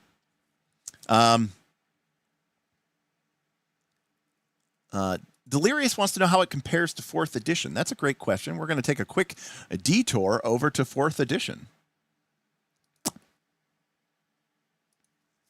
All right. Here is our 4th edition Warforged. So they are a 6'6", 300 pounds. They are +2 strength, +2 con. Remember 4th edition, everybody got bonuses. Here we go. Living construct. You are a living construct. You do not need to eat. You do not need to drink. You do not need to breathe. You do not need to sleep. You never have to make endurance checks to resist the effect of starvation, thirst, or suffocation. All other conditions and effects affect you normally. By the way, good editing there, using both correct versions of effect and affect. You do not need sleep and instead enter a state of inactivity for 4 hours if you want to gain the benefit of extended rest. While in this state, you are fully aware of your surroundings and notice approaching enemies as normal. You get a +1 racial bonus to your will save. You get a +2 racial bonus to saving throws against ongoing damage. And when you make a death saving throw, you can take the better result of your die roll or 10. So basically, death saving throws always succeed on a 10. So basically, you will always succeed on your death saving throw. You basically won't bleed out to death. You just kind of stop working. And then they have a racial power that they all have, which is an encounter power. Minor action, you gain temporary hit points equal to 3 + 1 half your level, and you can make a saving throw against one effect that is dealing ongoing damage. So, in 3rd edition, they were immune to poison and sickened and a bunch of other conditions. They lost that by the time we got to 4th edition. 4th edition cared too much about game balance for that. But they did maintain, or they did keep, no eating, no drinking, no breathing, no sleeping. Warforged saves work like special hero points. Yeah, I mean, basically, yeah. But again, it's this idea that at this time, I mean, 4th edition obviously is starting to change it, right, Ben? But when you're back in 3rd edition and you're looking at the Warforged here, so to kind of highlight this, if we go down here to page 23, a Warforged responds slightly differently from other living creatures when reduced to 0 hit points. When they are a Warforged with 0 hit points is disabled just like a living creature. He can only take a single move action or standard action each round, but strenuous activity does not risk further injury. When his hit points are less than 0 but greater than -10, he is inert. He is unconscious and helpless and cannot perform actions. However, they do not lose additional hit points unless you continue to deal damage to them, as with a living creature that is stable. So in other words, they don't bleed out to death, right? And 4th edition represents that by basically being able to take 10 on your DC 10 flat check death saving throw.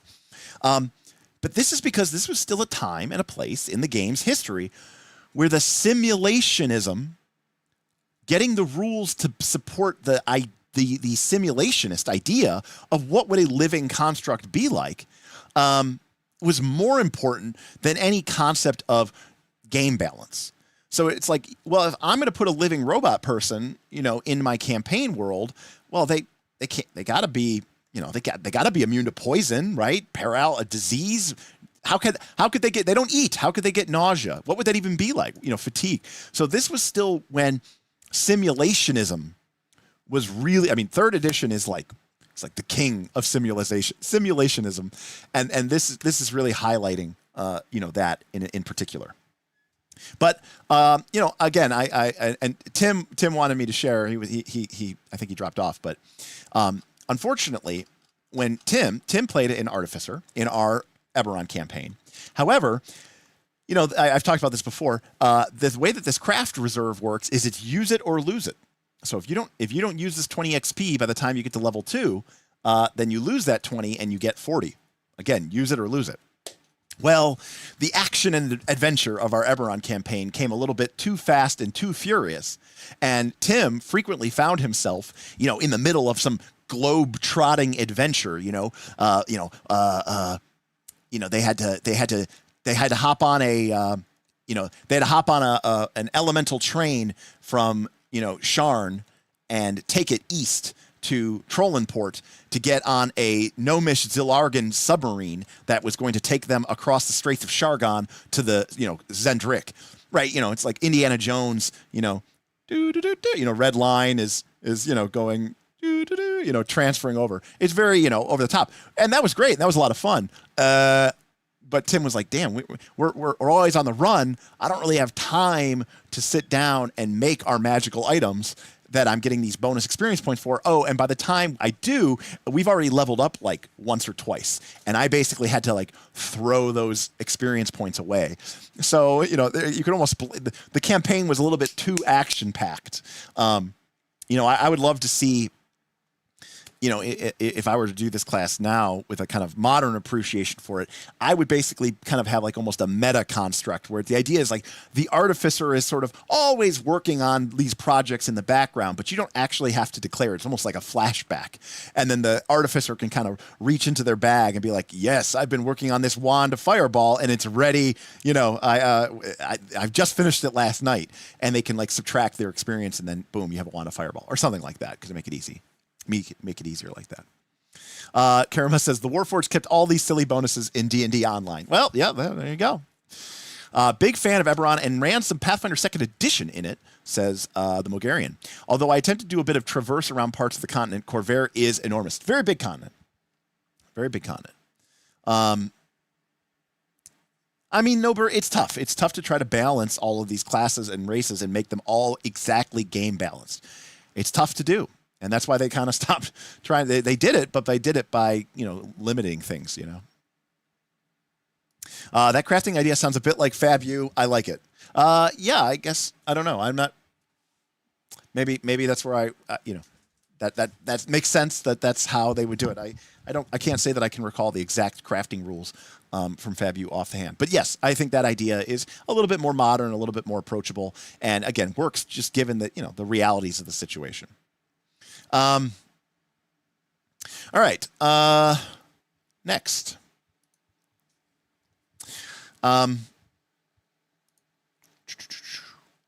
Okay. Next, we've got kind of tied to this. We've got dragons. All right. So I mentioned before that if it's in D&D, it's got to be important. If it's important in D&D, it's got to be important in Eberron. Well, Dungeons and Dragons. Well, for Dungeons, the game is literally, the world of Khorvaire is literally replete with, these ruins of castles and keeps from the last war, from the great Dakini Empire. But also, the game has, the Underdark exists in D&D. Guess what? So does Eberron, and it's called Kyber, or the Dragon Below. And guess what? It is, except it's even better than the Underdark, because in so actually, you know what? I'll update this here. It's Dungeons and Dragons. Okay, so for Dungeons, you have this. You have ruins of keeps and castles. You have Kyber, which is like the Underdark. Okay, except it's even better than that, because literally It is a prison that is used to hold back demons. So it's just like custom made for dungeons. It's literally this demon-filled prison right below your feet. But wait, there's also Xen'drik, which is literally an entire continent, not country. It's an entire continent that is just basically filled with dungeons. It's like that's like the whole premise of Xen'drik is it is this kind of exotic jungle-filled, ruin-filled place where the great giant empire once was based, and now is this sort of wild world of adventure and the great treasures of the giants who got wiped out. Still lay there in these ancient cyclopean ruins and these unfathomable dungeons. It's like and ruins. It is a world where it is so easy to just take the world concepts and make these basic core conceits of D&D work. What up, Duncan? Thank you, Duncan. Cheers, buddy. Duncan DT tipped $15. Eberron is my favorite setting, the only way I play 5e. It's love the lore, love the Feywilds being a storybook, love the Shan.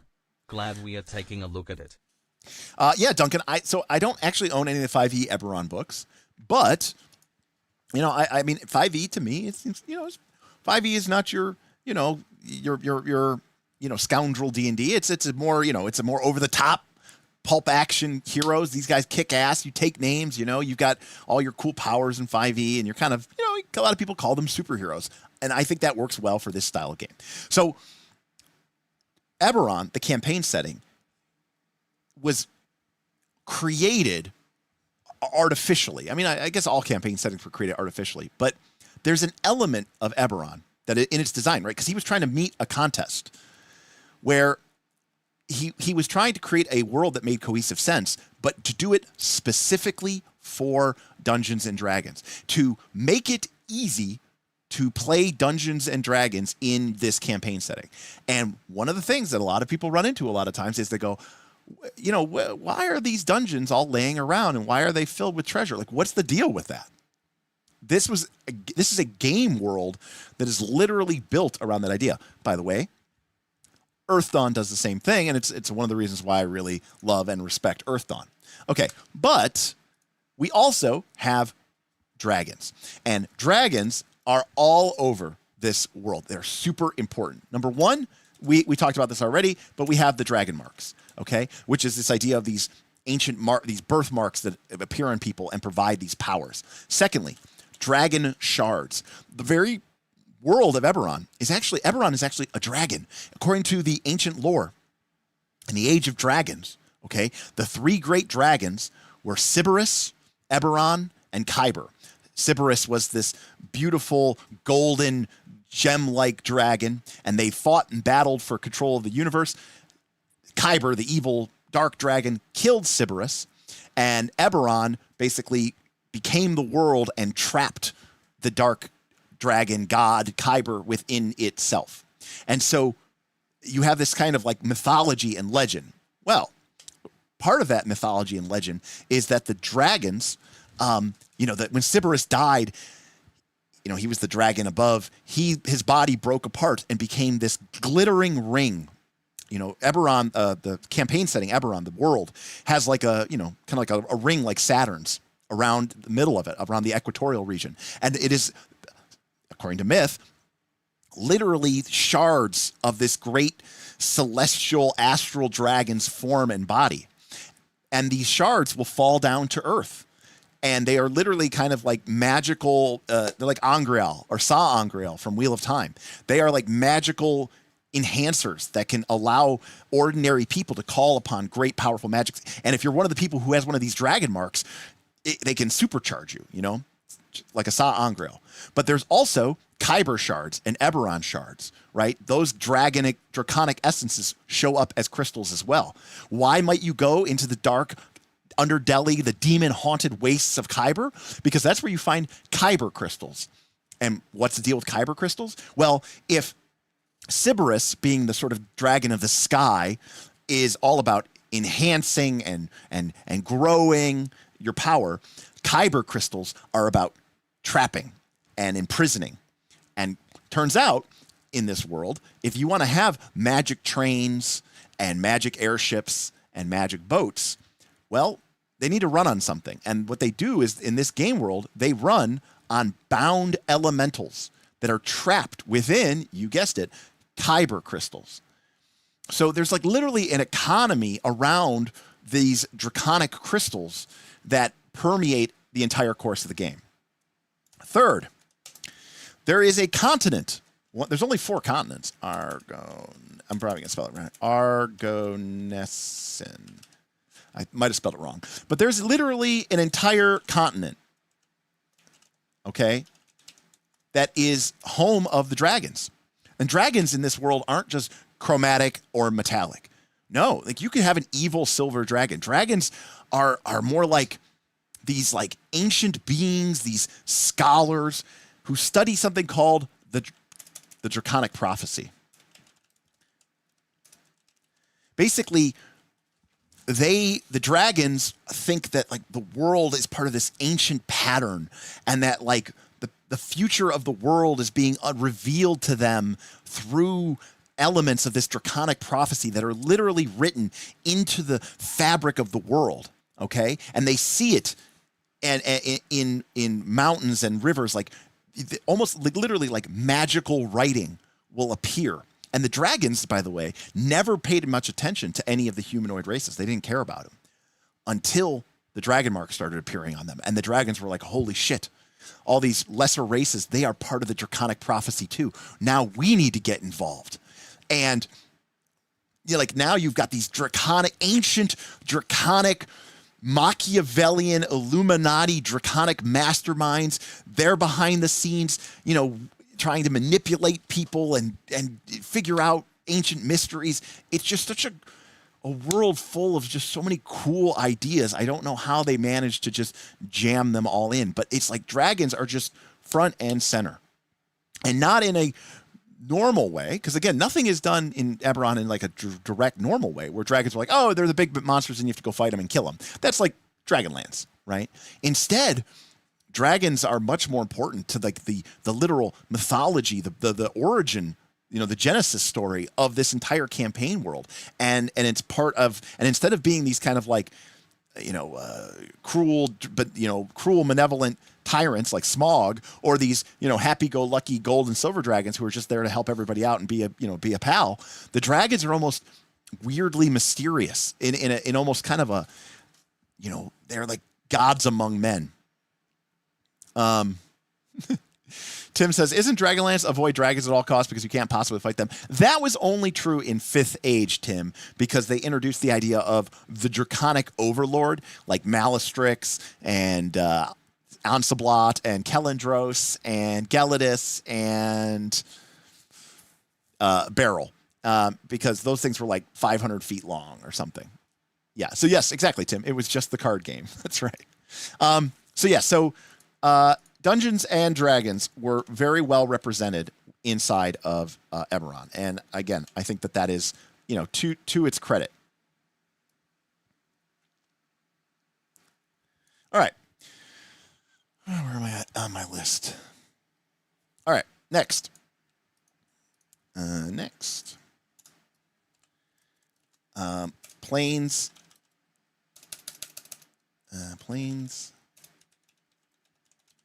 Planes of cosmology. So kind of a big deal, kind of, sort of. You know, did not use a great wheel. Did not use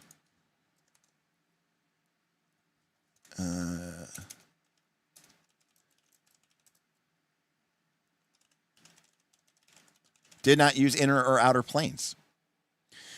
So the world of Eberron had its own cosmology, which I think is really, really interesting, and I think is a lot of fun. And again, this could matter as little or as much as you want. But here we go. So the way that planes of existence worked, and again, remember, this is all weird D&D metaphysics.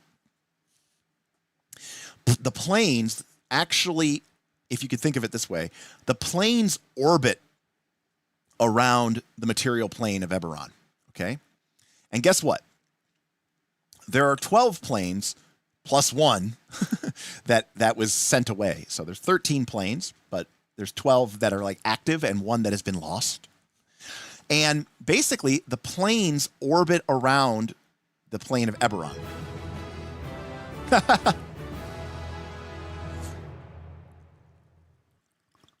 DR Metropolis tipped $5. Any setting that doesn't use the Great Wheel or inner/outer planes is a win to me.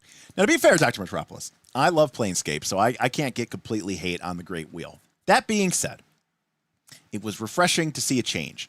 And what's really cool about this, and thank you, Dr. Metropolis, is basically the game, the campaign setting, gives you rules for what state a plane is in. So a plane can either be coterminous, which literally means that the plane is like passing through the world. And there's actually a part where they're touching. And that people on that plane can just enter into the real world, and people in the real world can just enter into the other plane.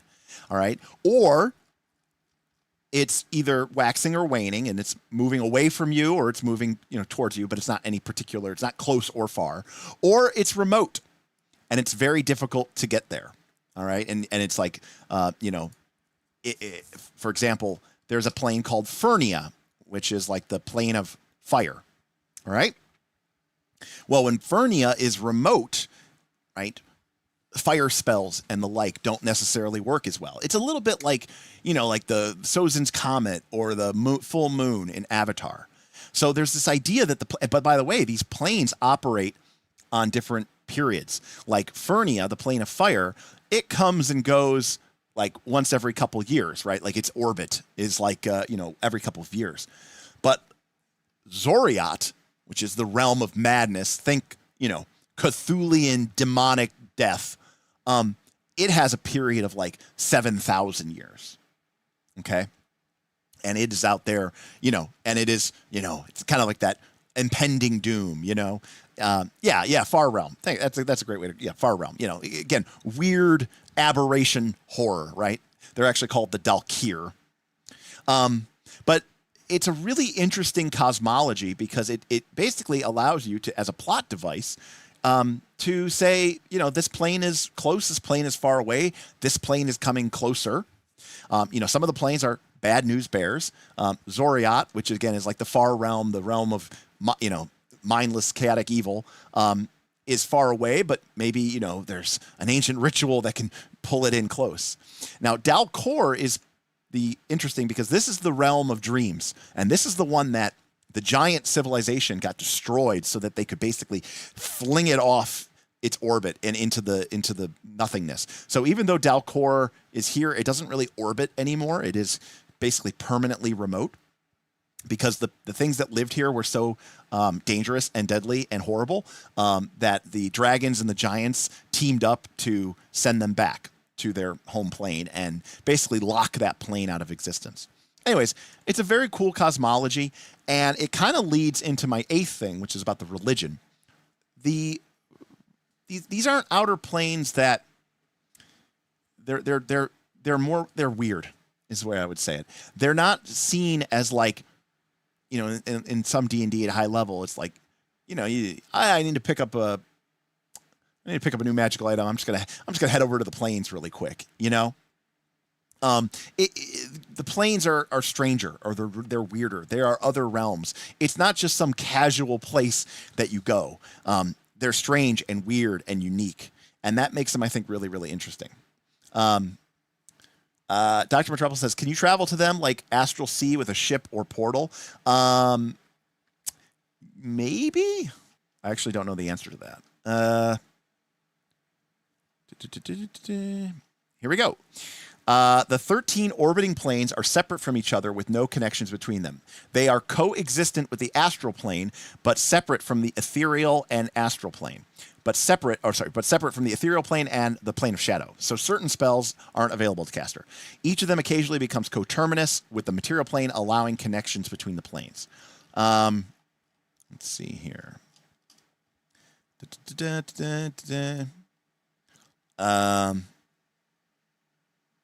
So when a plane is remote, it is nearly impossible to reach that plane via a plane shift. So yeah, you can travel there through like a plane shift or through a portal.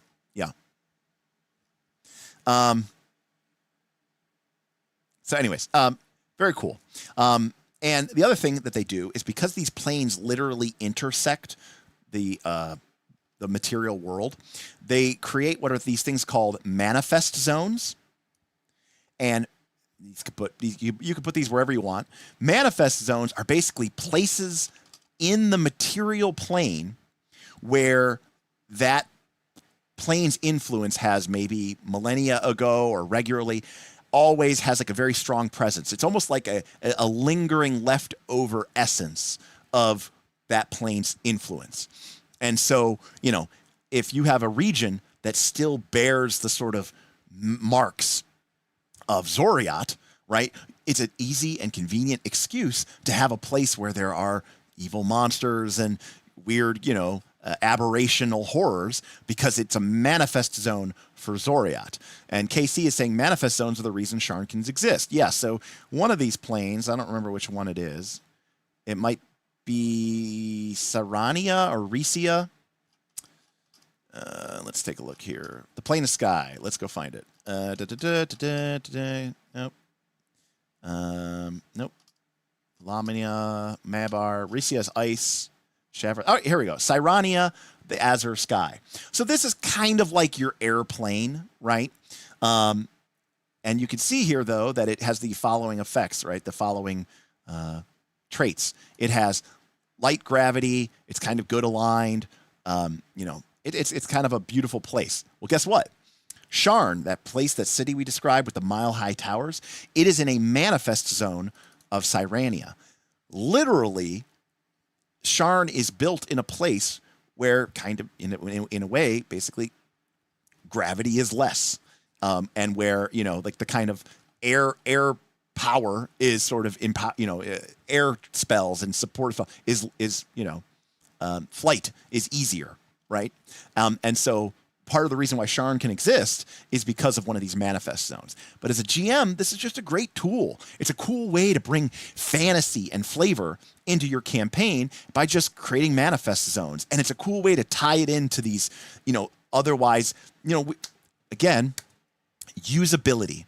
Okay. I don't need to tell you that, planes have been part of D&D since the very beginning, but very few players, and I've actually had this problem myself in several campaigns, 2nd edition and 3rd edition D&D, where it's really strange. It's very binary. It's the players either never do anything with the planes because they never get high enough level to get access to plane shift or stuff like that.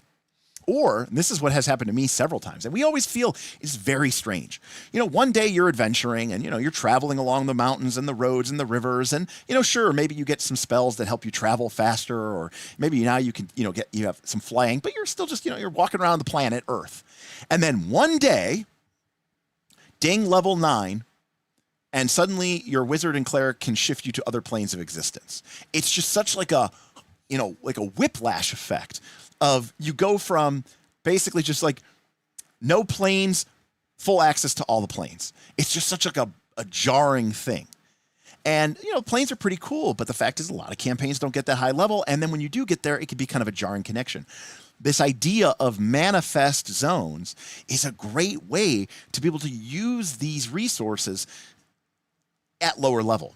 And to sort of introduce or make these otherwise unreachable, inscrutable planes and ideas more of a reality, so that when the players do get higher level and they travel to Thelanis, the fairy court, for the first time, they've already had some planar experiences. Sure, they haven't plane traveled yet, but they've been in manifest zones, or they have been in places, right, where, or maybe there was a period where one of the planes became coterminous, right? And Risia, the plane of ice, became coterminous, and this forest became, this normal forest became, encased in snow and ice, and the players had to deal with that because the plane of, the literal plane of ice was sort of eclipsing through the material plane at that time. And so you get these cool little like sneak previews, these trailers of what the plane of existences could be like. Now, you don't have to use these, of course, but I think it's cool that that option is there and how they did it. All right. Yes, exactly. Just like the Shadowfell and the Feywild having, you know, these kind of pockets. And again, I mean, there's no doubt that they took some of these cool ideas from Eberron and used them in 4th edition. Right, yeah. So we talked about this earlier, Duncan, but I mentioned how the orcs of the Shadow Marches are sort of these I think they're called the gatekeepers, but they are like these anti-aberration, anti-Cthulhu orc druids who fight against the rise of Zoriat, and it's because their homeland is literally a manifest zone to Zoriat. Exactly. I mean, Jason, you're exactly right. Right? You could totally have a whole campaign set up about that, right? Where it's like, you know, that's a classic trope in like a lot of sci-fi movies. It's like, oh no, there's going to be a triple conjunction or something like that, you know? Anyways, so it's a very cool idea. And again, what it points to is usability. A lot of campaign worlds give you all this cool shit, and then they give you no way to be able to use it. All right. KC is keeping me in check. So KC is hopefully I'm not doing Eberron dirty. All right. So number 8 is religion. Now this is sort of tied to this idea of planes and cosmology, because one of the key ideas here is that the gods are remote. And I love this. I think a world where you can just like doot, doot, doot, doot, doot, doot, doot. Yo, what's up, Saren Ray? Hey, man, what's going on? Oh, hold on a sec. I got Paylor on the other line. Boop. Hey, what's up? Yeah, no problem. Yeah. I mean, of course everybody should worship you because everybody knows you're real and you come down and talk to us all the time. In Eberron, D&D suffers from this problem. Like, if the gods were, like, really that real, right, don't you think that should, like, fundamentally change how everything works? Like, why would anybody worship, you know, the god of assassins when you can worship the god of peace and love who is going to, you know, take you to his home plane when you die and you're going to be eternally rewarded. And you know this because you can like go see him. You can go talk to him. You can get on a spell and talk to him. It's just crazy to me how that just completely, in my opinion, destroys any sort of reality or sense in these games. Instead, in our game here of Eberron, let me see if I got a spot here. Let's see if we got something here. I thought they had something about the religion. Oh, there it is. There is. Okay, there's a section on religion. Okay. Instead, in Eberron, the gods are not necessarily known. They're more of an abstract representation. They're more of ideas. And, you know, certainly there's something out there because clerics wield this power. But it's not necessarily, there's no like direct line to, you know, to the gods. And there's no way to get a direct speaking to your deity. And that is, I think, a really, really interesting idea. And so I think that there's this idea that the gods being remote and not necessarily having a direct answer and not being able to directly tell you, you know, this is what I want you to do, high-level cleric. I think that's much more interesting because now, even when you have a good, aligned, high-level priest, they aren't just getting their instructions directly from their deity. They are taking their best guess of what their deity's will is being interpreted. And if there's any sort of messaging, right, it's cryptic and it's vague, okay? Now, there is an exception to this, which we'll get to in a second, because the other thing that I like about the religion is, well, here, how do I put this? Oop.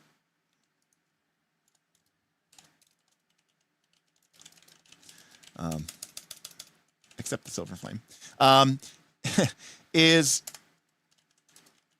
there are many different religions, okay? And And I think that that's really, number one, I think it's really interesting. Number two, it makes a lot more sense, because when the gods are just like literally hanging out with you and chilling with you and talking to you, it doesn't really make sense that there would be a lot of religions, right? You would just pick the best deity, and you might offer up some thanks to some of the other adjacent deities, because you don't want to piss off some of the good ones. But in this world where there's no clear answer, where there's no smoking gun of gods, it's interesting. Dr. Metropolis coming in with another tip. Talking about Athos. Metropolis tipped $3. Hey man, at least the gods exist. Gods are all dead and gone on Athos, lol. Cool that this more urban and magic everywhere setting addresses how religion tends to dwindle in urban area. Well, yeah, I mean, Athos is obviously very interesting because there's literally no clerics at all. But again, Eberron is D&D, and so clerics and priests are in D&D, so they have to be in Eberron. But again, taking a different approach to it. So what's really interesting about Eberron is you have a variety of different religions. Okay, so the most common religion is called the Sovereign Host. And again, even I think this feels more reasonable. So the Sovereign Host is a lot like, the faith, the Faith of the Six, I think it's Faith of the Seven, sorry. Faith of the Seven from, guess what? Song of Ice and Fire. In fact, there might be 7 gods in the Sovereign Host. 1, 2, 3, 4, 5, 6, 7, 8. Okay, there's 9. All right. But the Sovereign Host is these 9 different deities that represent all these different, portfolios. ROI, the god of agriculture, Aurion, the god of law and knowledge. But most people don't, they don't usually worship one of the gods. Why? You worship. If you think that these gods are real and rule over things, you're going to revere the whole pantheon, these good deities, It even says here, even clerics are often devoted to the entire host rather than to a specific patron. So I like this because one of the things I hate about, I'll be honest with you, I hate about D&D, especially modern D&D, especially Pathfinder. Here's a list of 725 gods. It's too much. It's too much. It's too much. I personally, this is just my bias, I would much rather be a cleric of the Sovereign Host, right? And be like, call out to Aurion, right? When I am trying to, figure out a mystery, call upon Doldorn before I enter battle, and, have this idea of this sort of kind of almost Greek god type pantheon of effects, and understand, I think all of these things are gods or deities, and I can't go and speak with them and talk with them, but I do think that they have this strength and this power. Why would I just pick one? It's like, it kind of doesn't make sense. So this idea that you would be a cleric of the pantheon is I think makes a lot more sense. And so, yeah, Jason. So the default assumption is if you worship the Sovereign Host, they are often devoted to the entire host instead of just a specific deity. And they even have a page. Let's go here, page 35. So they talk about clerics here. Clerics may choose to devote themselves to the entire pantheon of the Sovereign Host or the Dark Six, rather than choosing a single patron deity. So you literally worship the entire pantheon, and that is kind of supposed to be kind of the default. So I really, really like that, and I just think it makes more sense, and I think it makes more sense. So a polytheistic religion, much more like Greek and Roman mythology, where the priests would give offerings to Jupiter and to Mercury and to all these different people, right? So this is kind of like the norm. And even if you've watched Game of Thrones, where they have the Faith of the Seven, they offer prayers to the warrior, to the mother, to the father, to the smith, to the crone, right? They have these titles that are sort of the Faith of the Seven, and it's fantasy, So there's a dark there's the dark pantheon, right? The dark six. And notice, they don't get names. You know, the good deities are Dol Ara and Dol Dorn and Kol Karan and Oladra. But the dark six are the devourer and the fury, the keeper, the traveler, the mockery, and the shadow, right? So this is sort of your generic dark gods, right? The people who want to, gain power and worship over people. But here's the thing, because you're living in a world where you can't just go, again, if this beautiful, lovely God of community and hearth was like really real, and like, you knew that, like, if you could go plane shift and go talk to that God, why would you ever worship a dark evil deity? You wouldn't. But if you're thinking about it from a corporeal, materialistic sense, and you're like, well, this is a kind of a quicker route to power, this to me feels more like light side, dark side force. Now, I bring all this up because there is another religion, okay, and it is called the Silver Flame. And the Silver Flame is maybe it's kind of a commentary on what happens when people think that their God can talk to them, okay? And there's kind of a sort of monotheistic Christian theocracy crusader element to it, in that the Silver Flame is a deity that is this abstract concept. It is this holy font of radiant fire. And many years ago, a great paladin, okay, named Tira Miron, basically threw herself into this fire in order to battle a demon. And when that happened, she became like the intermediary, because no one could withstand the power of the Silver Flame. And when she entered in there, she became, she kind of died so that other people could understand the will of the Silver Flame, right? So there's a strong Jesus metaphor there for sure. And she became known as the voice of the Silver Flame. And unlike the sovereign host, this is like a real voice. And these clerics and these paladins who came to worship this font, they were given instructions, right? And in particular, the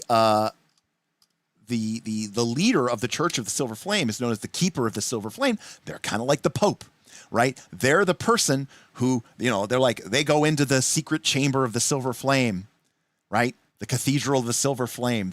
The keeper goes in there, and then everyone's waited with bated breath outside. And then they come out and they say, "The Silver Flame has spoken to me. It has said that we must drive these infidels from our borders.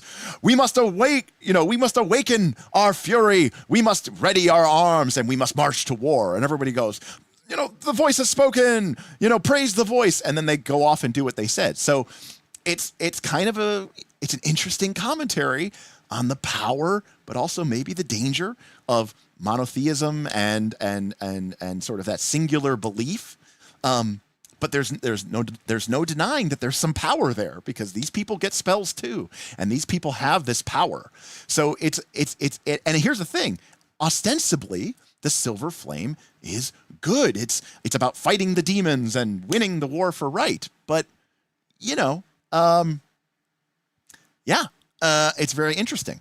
Jason makes a great point too. This is also why I don't like literal gods, because in a scenario, let's say where the Silver Flame declared a war on the sovereign host, and that, by the way, would be an awesome scenario. That'd be a whole awesome campaign. You'd think those gods would take a more direct role in their fight, and you are absolutely right, Jason. I think back to, I love these books, but in the Forgotten Realms, there was a series of books called the Avatar trilogy, Waterdeep, Tantris, where the gods literally get kicked out of heaven, and they're just like walking around the world. Like it's just kind of crazy. That they could be this real. So this is sort of an interesting comparison to that religion that we were talking about before. But there's some other religions as well. One of them is called the Blood of Vol. And this is basically the idea that, like, hey, undeath isn't a bad thing. All these other religions are talking about how to become immortal, how to live free from disease and free from hurt and free from the ills of, society. Well, the undead have already figured that out, right? Being undead is sweet. like that we shouldn't view that as a curse. It's a blessing. You should be so lucky that you get to become a vampire, right? The blood of Vol is every World of Darkness player from the 90s, right? It's Bella from Twilight. It's like, why wouldn't I want to be this eternally beautiful, supernaturally strong, immortal being of endless supernatural power? Wait, that's supposed to be a bad thing? That sounds like a good thing. So the blood of Vol is this idea that in D&D terms, being undead is kind of awesome. and once you break free of the idea of alignment, and you're like, oh, but you're evil. It's like, well, are you though? Are you though? So the blood of Vol is this idea of like the allure or the power of undeath. So it's more of a cult, but these people worship and they see the path to undeath rather, as a path to divinity, as a path to power, and in a very literal way. And then you have your, crazy cultists of the Dragon Below. Remember, the Dragon Below, Kyber, is the sort of demonic, fanatical, deep regions of the earth, summoning ancient gods from the depths of the earth to destroy the world below. You still have some of that stuff. And we mentioned some of these other stranger religions. The Undying Court are the elves from Erenel that revere their ancient dead as incarnate deities, seeking advice from deathless counselors and petitioning their favor. Basically, the elves are like, look, the wisdom of our ancients, why should we lose that? We should enshrine them as these sort of undead sages, right, who can counsel us throughout the ages. And so being chosen to be elevated to that status is considered a great honor. So there's just a lot of different religions, and they have a lot of different vibes, and it's pretty cool. It's different from what you would normally see in these games. Let's see here. Jason says, okay, that's awesome. Lord of Blades, Robot God, Giant Robot God. Well, yeah, we haven't really talked about the Lord of Blades, but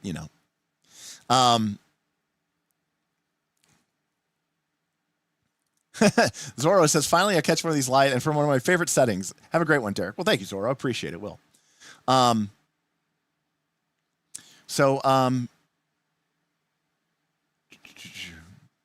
Purging shifters every now and then because they're totally lycanthropes, right? Exactly.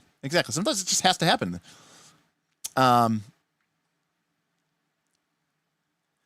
I love how no one knows how divine magic works in Eberron, and the blood of Vol cult, and the blood of Vol, so cults just pop up. Exactly, because belief and faith in what you are believing in is where the divine magic comes from. And so it's kind of interesting. All right, number 9.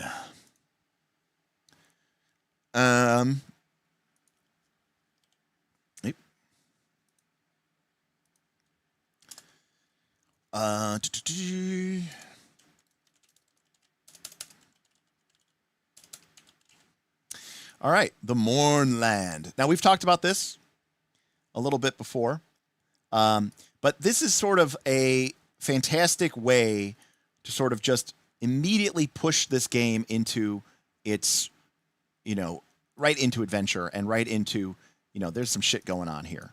As I said before, not that long ago, before the campaign starts, this entire country, which was once called Sire, is literally annihilated magically, and it is destroyed. And what does it turn into? The Mournland. And what is the Mournland? Endless, infinite adventure, right? It is literally an entire nation that was destroyed and is now haunted by these, ancient or these ghastly gray mists that swirl through it, living spells that traverse the endless wastes. It's just like, boom, snap your finger, and right in the middle of the country, you've got this sort of forbidden zone.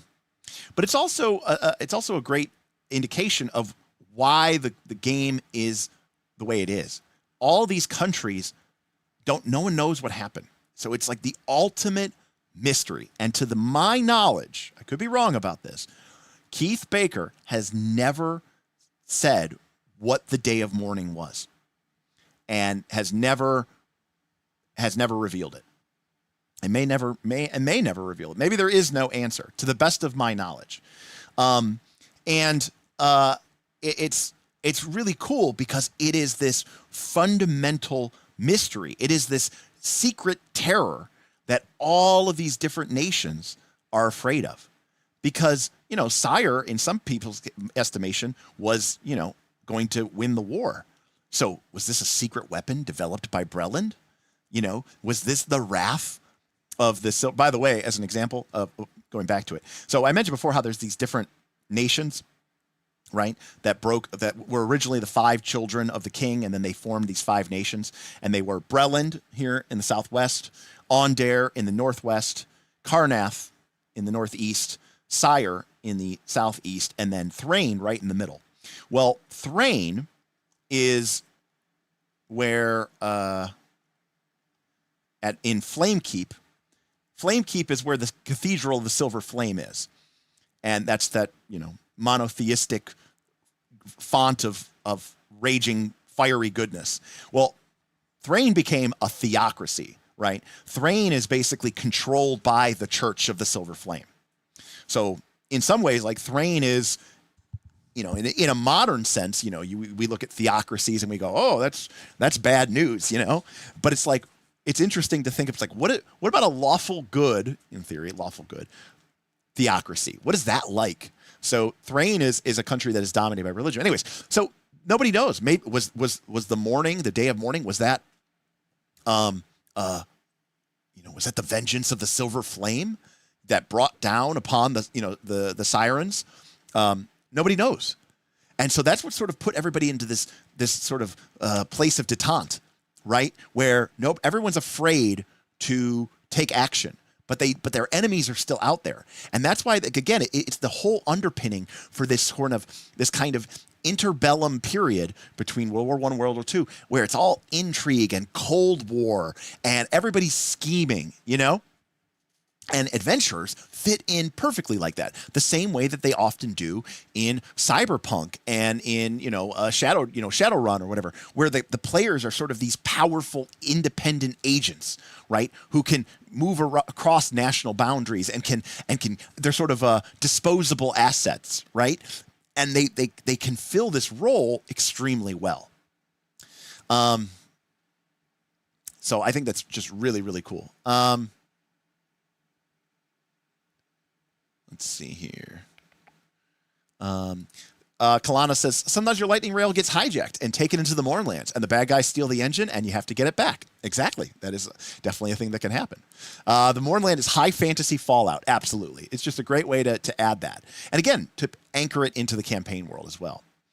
Zoro says, the Blood of Vol is a contentious one. I love the rethink that Keith did on his blog, seeing the Blood as more of a Carnathi community-focused, agnostic, anti-death philosophy, way more neutral. I think it makes more sense like that than, the sort of we worship Vol, but I still think the idea of like seeing undead as like a reward is a cool one to do it, because that's literal proof of eternal life, right? Open World says Keith Baker was not Kevin Baker. Keith Baker said he would never want to reveal what the day of mourning was because it's a core mystery of the setting and it's for GMs to find out. Perfect. Draw maps, leave blanks. Well done.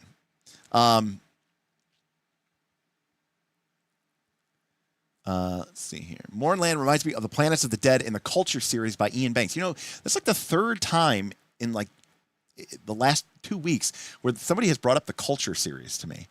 One of those times might have also been you, Ben, but there was another time that somebody brought it up as well. Anyways, it's very, very, very, I think, compelling and cool, and I'm a fan of it. And I think it just, leads to some really, and it underpins a lot of the, coolness of the campaign world. All right. Okay.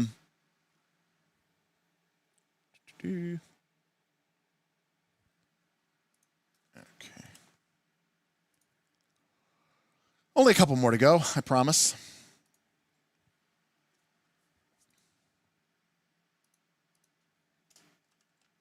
All right, number 10. Number 10. We did that one. We did that one. Okay. And again, this is just, me sort of highlighting this stuff. I mentioned it before as sort of a thing, but I'm just going to call it out specifically here. I think Xen'drik is awesome. Okay. The idea of an entire continent that is dedicated to this, ancient. It's that spirit of adventure. I mean, to me, Xen'drik just screams Indiana Jones. There's a lot of ways that you can run Eberron. You can run Eberron as sort of like a pulp noir, gritty, almost like a gumshoe mystery you can run it. You can definitely run it that way. But for me, and my money, I love the idea of these globe-trotting adventurers who are sucked up into, a quest for the MacGuffin and the Maltese Falcon and all of the other, factions that you're trying to play against each other and being crossed and double-crossed. For me, Xen'drik is just awesome. And I don't know. Let me see here. Secrets of Xen'drik. Do we have a map?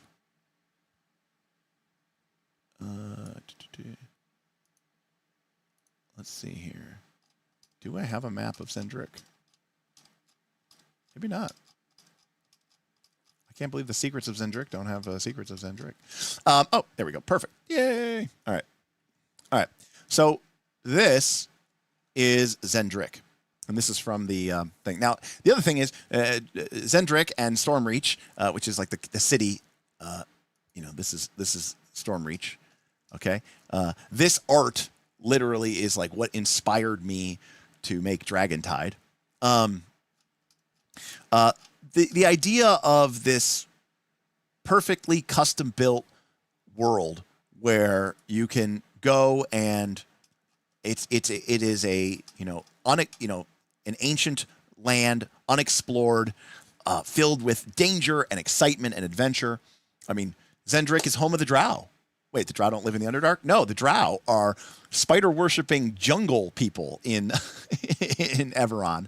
Again, they're Drow. Drow are in D&D. Drow need to be in Eberron. Where do you put them? Boom, you put them in here. Let's see here. I just think it's so interesting because it's such a great and because of the ease of travel in this game, it's so easy to bounce between your super political stuff in Khorvaire, but if you're down here in the south, I mean, getting to Xen'drik is, I mean, you can see here, this is southern Khorvaire right here. This is Sharn, the city of towers. Stormreach is right here. It's just south of the near the equator.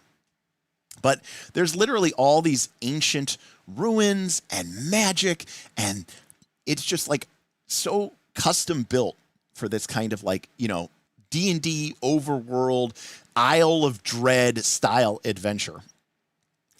And it's just right there off the coast, just waiting. And I love this idea. I mean, maybe it's a little bit of, exoticism or that kind of, pioneering aspect. But like part of this idea of, the unexplored continent, the dark depths of the jungle of Xen'drik.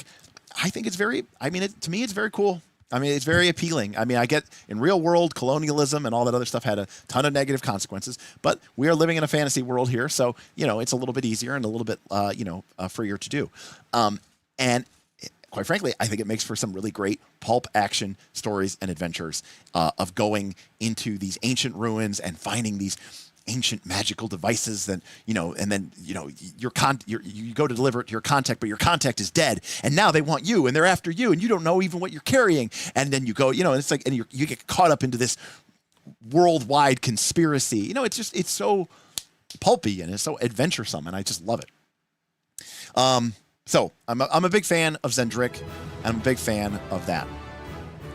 Ben A. Ben, a tip $25. Thank you, Ben. Thanks for the overview. Some great ideas here. What non-D&D system would you use to power Eberron if one didn't want to use D20?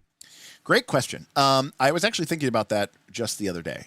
For starters, I really do think Fabula Ultima could work well here. Maybe not with like the 8 pillars and some of that other stuff, but I do think Fabula Ultima could work really well here. I think bonds would work really, really well with this. Mark C mentions that Savage Worlds has a port, and Savage Worlds, you know, is kind of that pulpy game. But Ben, if we're talking here, if there was like a fantasy Broken Compass, you know, to me, I think that would be awesome as well. Because I mean, Broken Compass is just straight up this. Especially if you're going for like the Xen'drik, Indiana Jones sort of adventuring thing, you know, I think that would just be awesome. You know, I think that would be a lot of fun. And that was actually one of the first things I thought of when you first introduced me to Broken Compass was, man, that would be really cool and fun to do in Eberron. But I actually think Fabula Ultima would actually work really well too, in a kind of a similar concept. I think bonds again would work really well. The themes of your theme, your nationality, or your origin and stuff like that, I think could do really, really well here. And I think it would provide a fun way. And I think the Journeys rules would work really well in the context of this kind of globe-trotting nature of the campaign world. And plus, you know, Eberron has airships. Fabula Ultima kind of already leans into that airship realm because of, you know, the JRPG-ness. So I think a lot of those concepts are sort of, you know, balanced and even. That being said, you know, I mean, obviously you could use like Fate and something like that. Aspects would be a good way to do stuff like dragon marks and to do stuff like, you know, some of the national identities and stuff like that. Because you want people you want that stuff to matter, you know, where you're from and what house you're connected to. You want that to have an impact, I think, on the game mechanically. And so Fate definitely gives you a way to do that. Obviously, it doesn't have the same kind of, you know, mechanical crunch some of these other games have. But I don't know. I mean, maybe not the whole world, but I could see a game set in Sharn as being run with Blades in the Dark if you wanted to kind of get a little bit grittier, maybe figure out a way to lighten it up a little bit. Exactly. Dr. Metropolis says Forged in the Dark. Give your players an airship as a crew sheet. Yeah, I mean, I think there's a cool way to do that. I mean, I would definitely do that as being set in Sharn, City of Towers, for sure. You know, again, the ancient and all the way down to into the lower depths of Sharn. Anyways, here you got some sky cranes. I think they're called sky cranes. Lifting up the docks. And again, this is like, you know, this art is kind of a good example of like, you know, again, magic as technology. So yeah. So, anyways, Ben, I think that I think any of those games would work really, really well. I'm not sure. I'm sure I could think of some other ones, but those would work really well. Again, I also think you said not D20, but I do think 4th edition D&D would also work really well. All right. Number 11.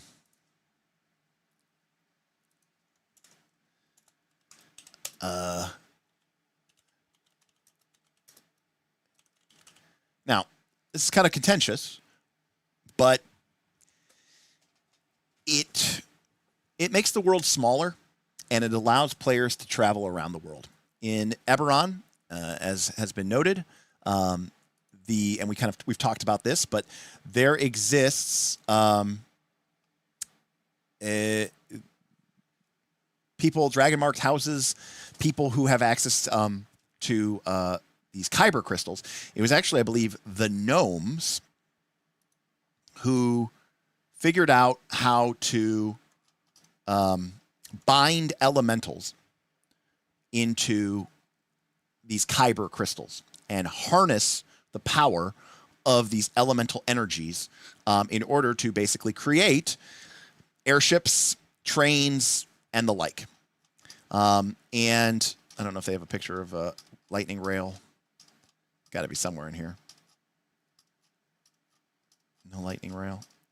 If anybody knows where a picture of a lightning rail. Oh, there's a lightning rail. Excuse me. All right. Lightning rail. Okay. These are magic trains. Right. This is where the game gets really magic punky. And again, it's this idea of magic as technology taken to the level that some people, quite frankly, are uncomfortable with. I'll be honest with you. Smith, when we first played Eberron, hated the trains. It's funny though, because we grew up playing JRPGs. All right, because we grew up playing JRPGs, he had no problem with the airships. It's just one of those funny things. But again, so to be clear, you take an elemental. There's actually rules. It's 3rd edition, so of course there's rules for this. There's a system for binding elementals into your kyber crystals, and then you incorporate them into your airship. You can incorporate them into your train. You can incorporate them into your regular boat. The gnomes even have submarines, it obviously, number one, it kind of adds to that modern element of feel.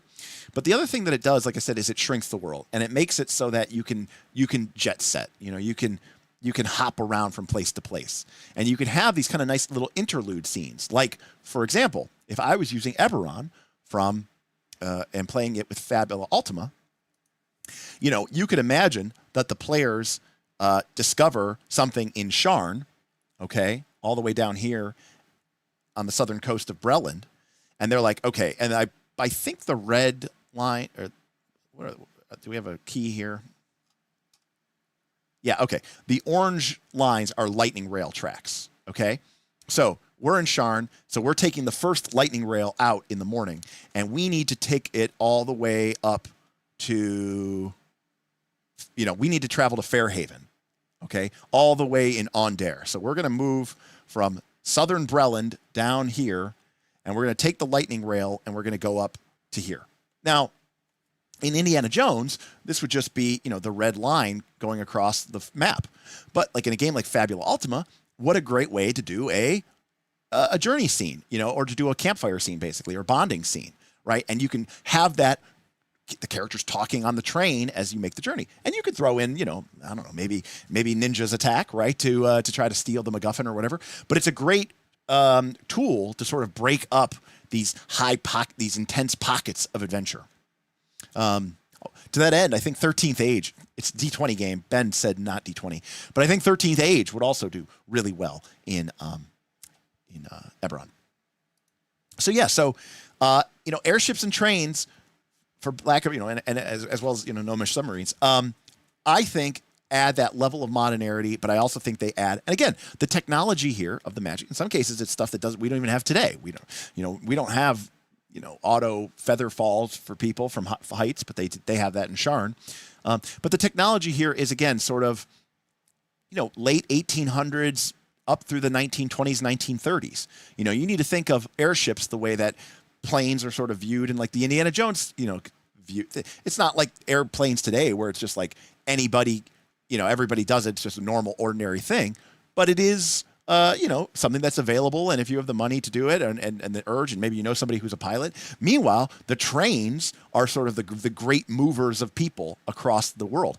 And it just increases the sort of ease of use of making this adventure easy. And, this is a big campaign world. And, there's a lot of us who buy these campaign settings, not just Eberron, I'm saying any of these campaign settings. You buy Forgotten Realms, and you got this endless Forgotten Realms. And you go, how am I ever going to use this? And you end up just setting your entire campaign in Khorvaire or the Dale Lands or, the Sword Coast. And you kind of just end up not using the rest of this thing. With planes and trains and magic boats, you could have your adventure start in Karnath, go down to Zilargo and finish up in the Demon Wastes, and you can kind of jet set. And I think that's really cool. So, very cool. Would Eberron lend itself to be used in Pathfinder 2nd Edition?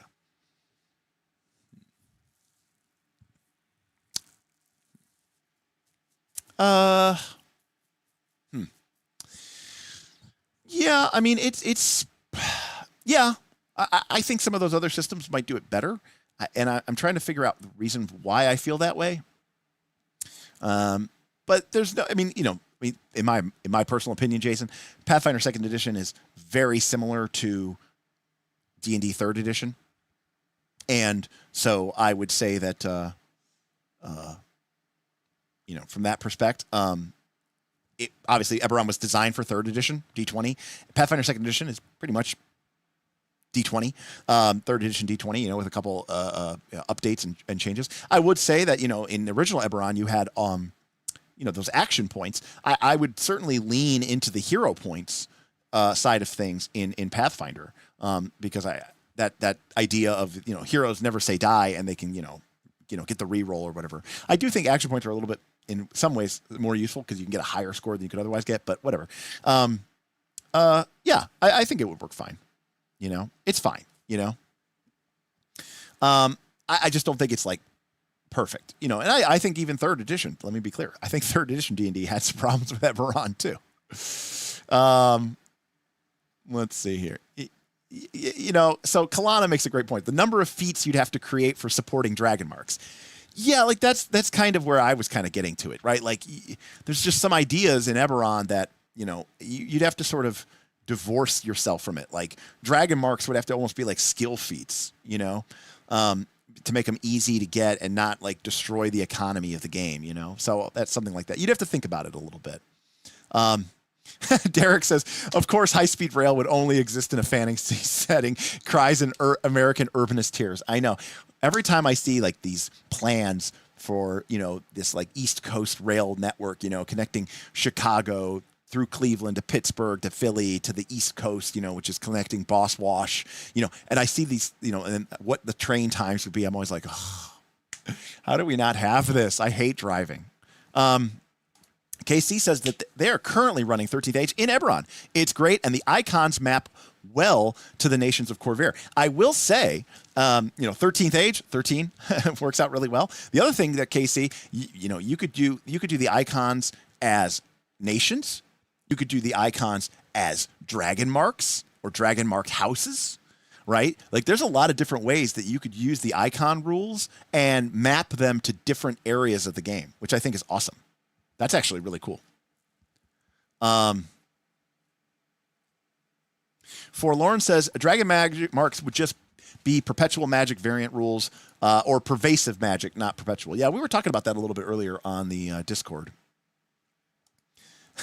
I have a massive homebrew doc with hundreds of conversions for Pathfinder 2. It was a lot of work to get dragon marks to work. My suggestion is to make dragon marks work in Pathfinder 2 the way that they work in 4th edition D&D. So when we look at 4th edition D&D,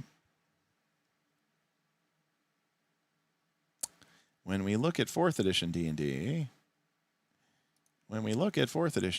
the hell is this thing? Feats. Here we go. So in 4th edition D&D,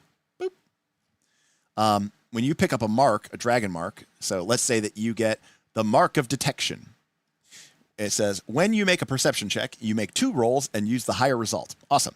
You can also sense the presence of magic as if you were trained in Arcana.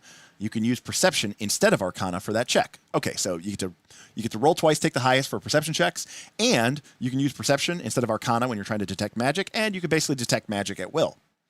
You can master and perform rituals in the divination category as if you had the ritual caster feat. In addition, you can master and perform the banish illusions, eavesdropper foil, and scry trap rituals as if you had the ritual caster feat. So this is what the mark of detection does in 4th edition. In 3rd edition D&D, it gives you a certain number of spell-like abilities once per day. Cast this spell as a spell-like ability. I really liked how they do it in 4th edition, which is they give you kind of a cool benefit, don't get me wrong, but they also basically give you access to rituals, even though you're not, quote unquote, a spellcaster. And I really like that, So very cool. But it's still 4th edition, so they want your feats to like do something in combat or do something more useful, you can see here, if we have the mark of finding, you get when an enemy is granting combat advantage to you, is adjacent to you, and shifts, you can shift 1 square into a space that it vacates as a free action. But it also gives you the detect object, detect secret doors, find the path, and inquisitive eyes ritual as if you had the ritual caster feat. So again, giving you basically these magical rituals that you could use to do that. I ended up making Dragon Mark's archetypes. Archetypes? That's a great idea. A great way to use a fantastic system that I think, crazily enough, is underutilized in Pathfinder 2nd Edition. Making it archetype is awesome. It's a great idea. And, 4th Edition kind of did the same thing, by the way, because in 4th Edition, they introduced Paragon paths that were specific for the Dragon marks. So if you had the mark of making, then when your character got to 11th level and you picked up your Paragon path, you could pick up one of the Paragon paths associated with your mark. So, and remember, Paragon paths operated parallel to your core class.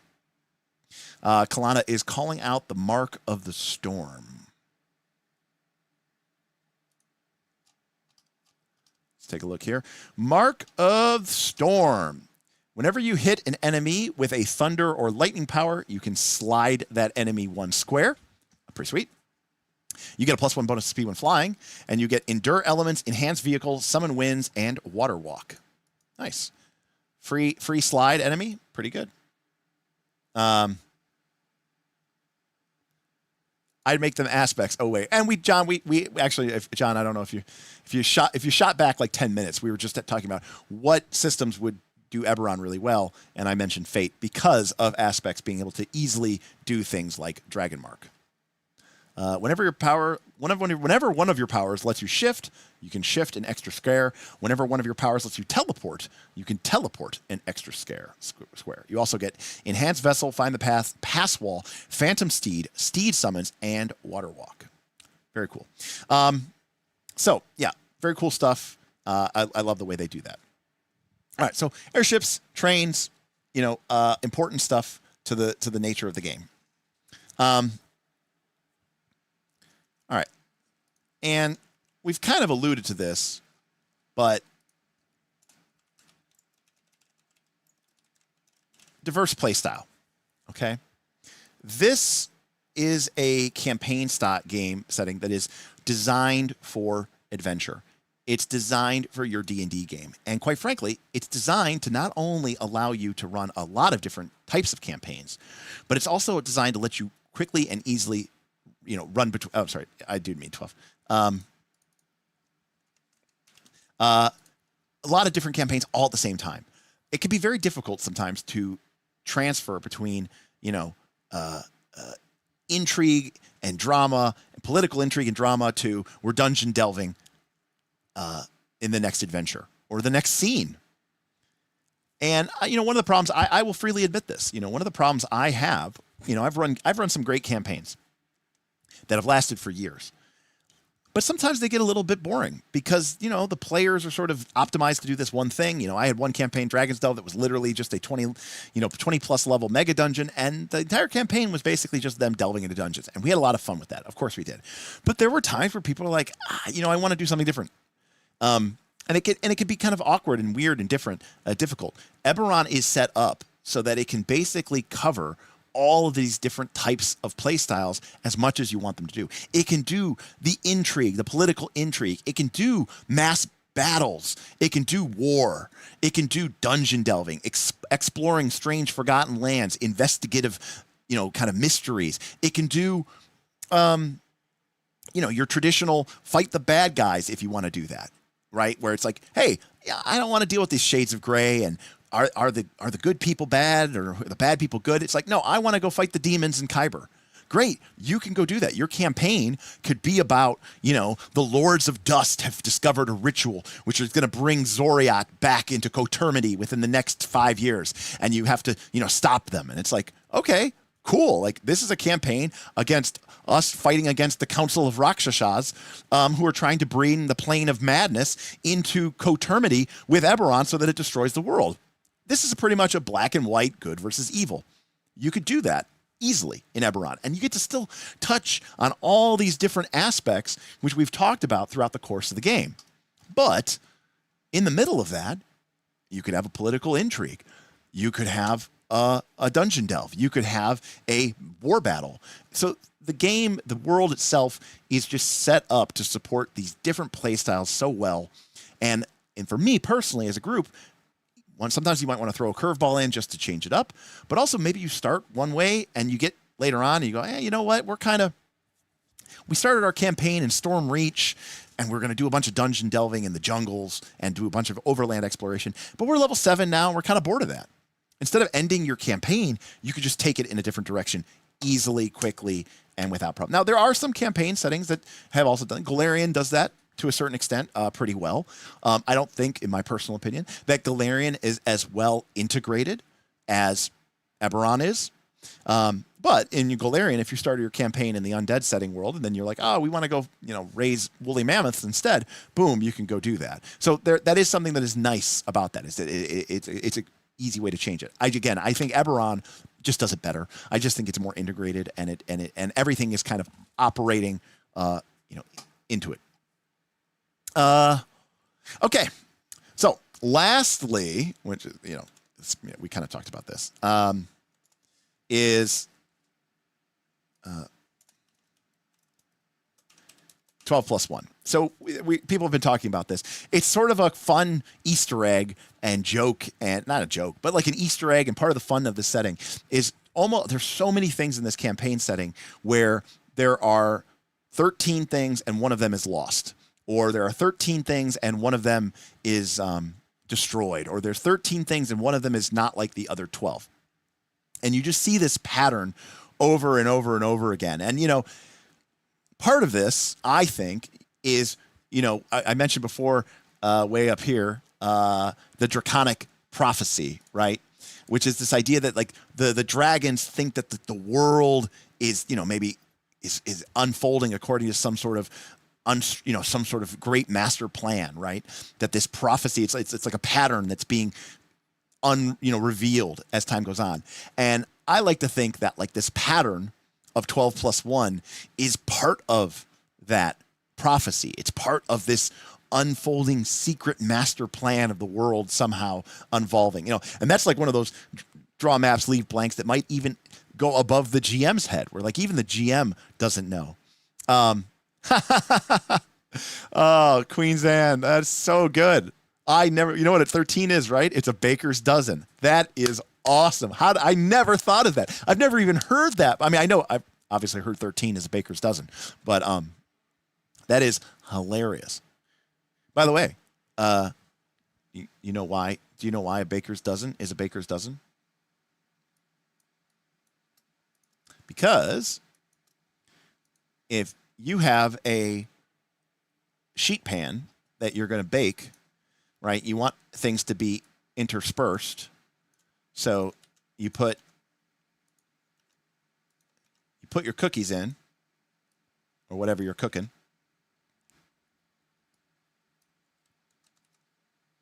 But you want to give them some room. So you leave them spread out. However, you don't want to put things in the corners, because the corners get the most heat, and so they will tend to burn. Plus, you want to create space for your other cookies, and you want to give them space. So you don't want to put them in between the spaces of the other cookies. So you end up doing this to optimize the efficiency of your tray, and you avoid the corners, and you still give all the cookies even space. But when you do this, you end up with 13 cookies or 13 biscuits or 13 whatever. And so that is why bakers make things in batches of 13. Ergo, a baker's dozen. Anyways, fun times. So, yeah, Eberron. 12 plus 1 things about Eberron. We've got the tone that sort of set it apart, this sort of pulp action, noir, intrigue, fantasy adventure. Magic as technology. The dragon-marked houses. The last war sort of overarching everything. The Warforged race. The Artificer. That, again, that connection back to the magic as tech.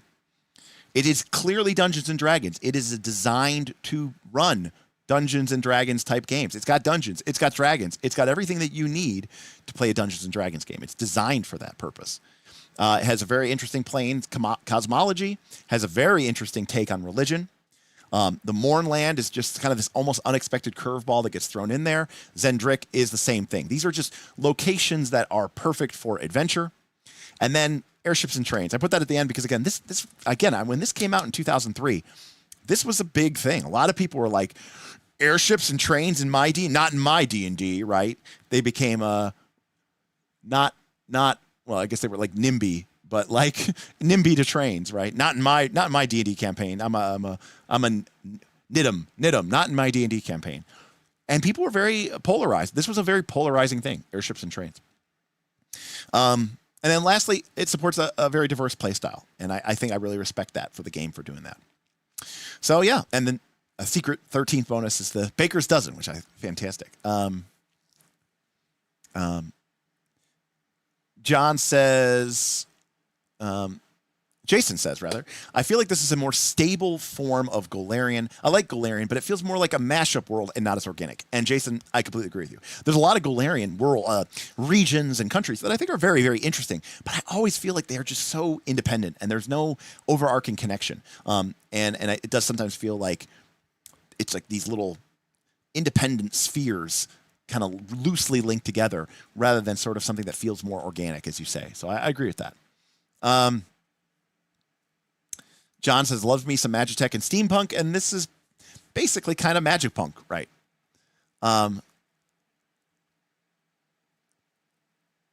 John says, FF7 equals Eberron. I mean, there's definitely some overarching elements there for sure. And KC's right. I mean, I didn't talk about everything. The Dakani Empire was the empire of the Goblinoids, which ruled over this land that we've have been talking about for thousands of years. This before the humans even came. This was once a great Goblinoid empire, the Dakani Empire, and it fell fighting against those invading aberrations from the realm of madness from Zoriat. And those ruins litter, the landscape. It's just, there's a bunch of really cool layers that have been sort of layered up or built up over the course of this campaign world. And yeah, like the idea that the golden era of civilization, right, was the goblins, right?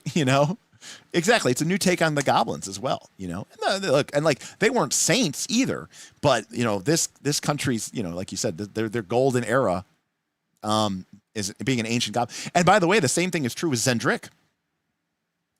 Now giants are a broken and cursed and begotten race. But in the era before even the Dakani Empire, the great empire of the giants in Xen'drik, that was the pinnacle of civilization. They literally were able to use magic to shift the balance of the universe to send Dulcor into permanent remoteness off of its planar track. So, the giants in that way were the sort of the ancient ones. The progenitors, the race that sort of predated everybody and had this great ancient empire with magic that we couldn't possibly comprehend. That was the giants, not the elves, not the humans, but the giants. And so it's an interesting spin on just all of your normal fantasy tropes that we're kind of used to,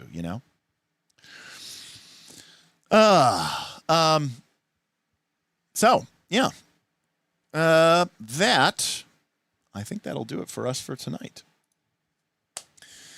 So, we talked about Eberron for about 3 hours. Again, we just scratched the surface, but there's a ton of books for it for 3rd edition. You can easily get those PDFs on DriveThruRPG. If you do, maybe consider using our affiliate link.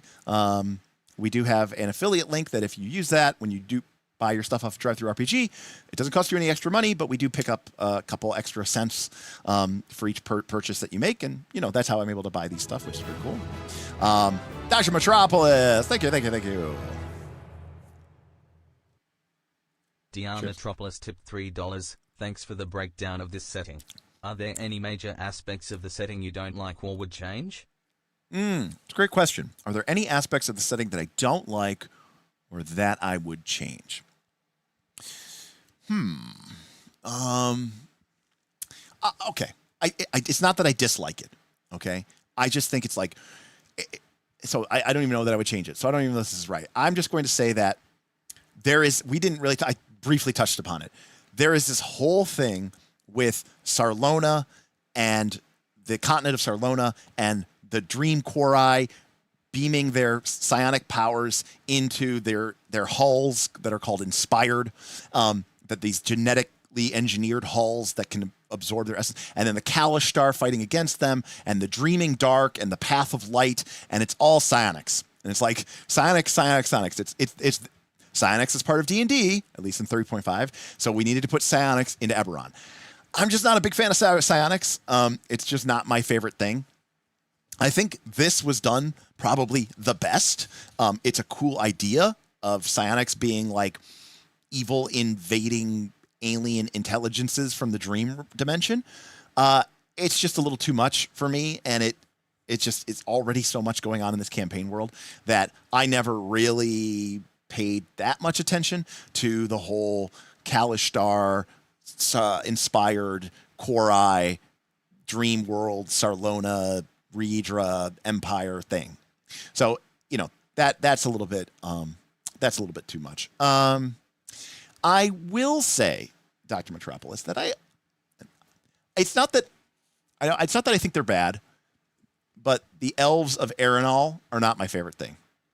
You know, because you already had the Carnathi, who, you know, used undead in their armies and used their undead in their things. So for the Arenal elves to sort of have this like positive undead deathless thing, I just felt like it was kind of derivative, and it's just, I don't know, it's just not my favorite thing. Maybe there's a more interesting way to do it, but in general, I felt like if I had to change one major aspect of the campaign setting, I would probably change the Arenal elves, for sure.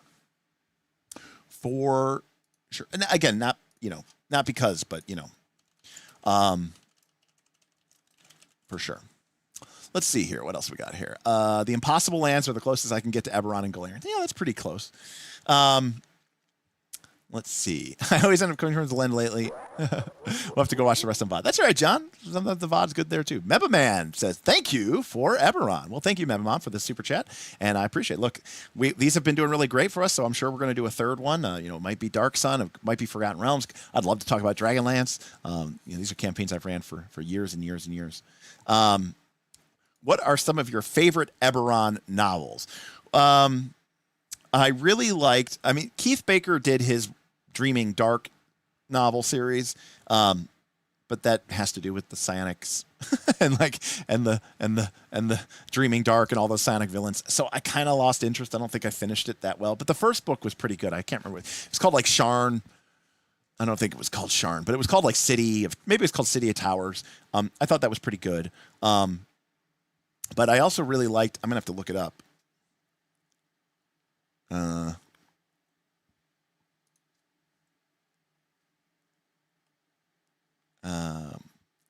Maybe it was called The Lost Mark.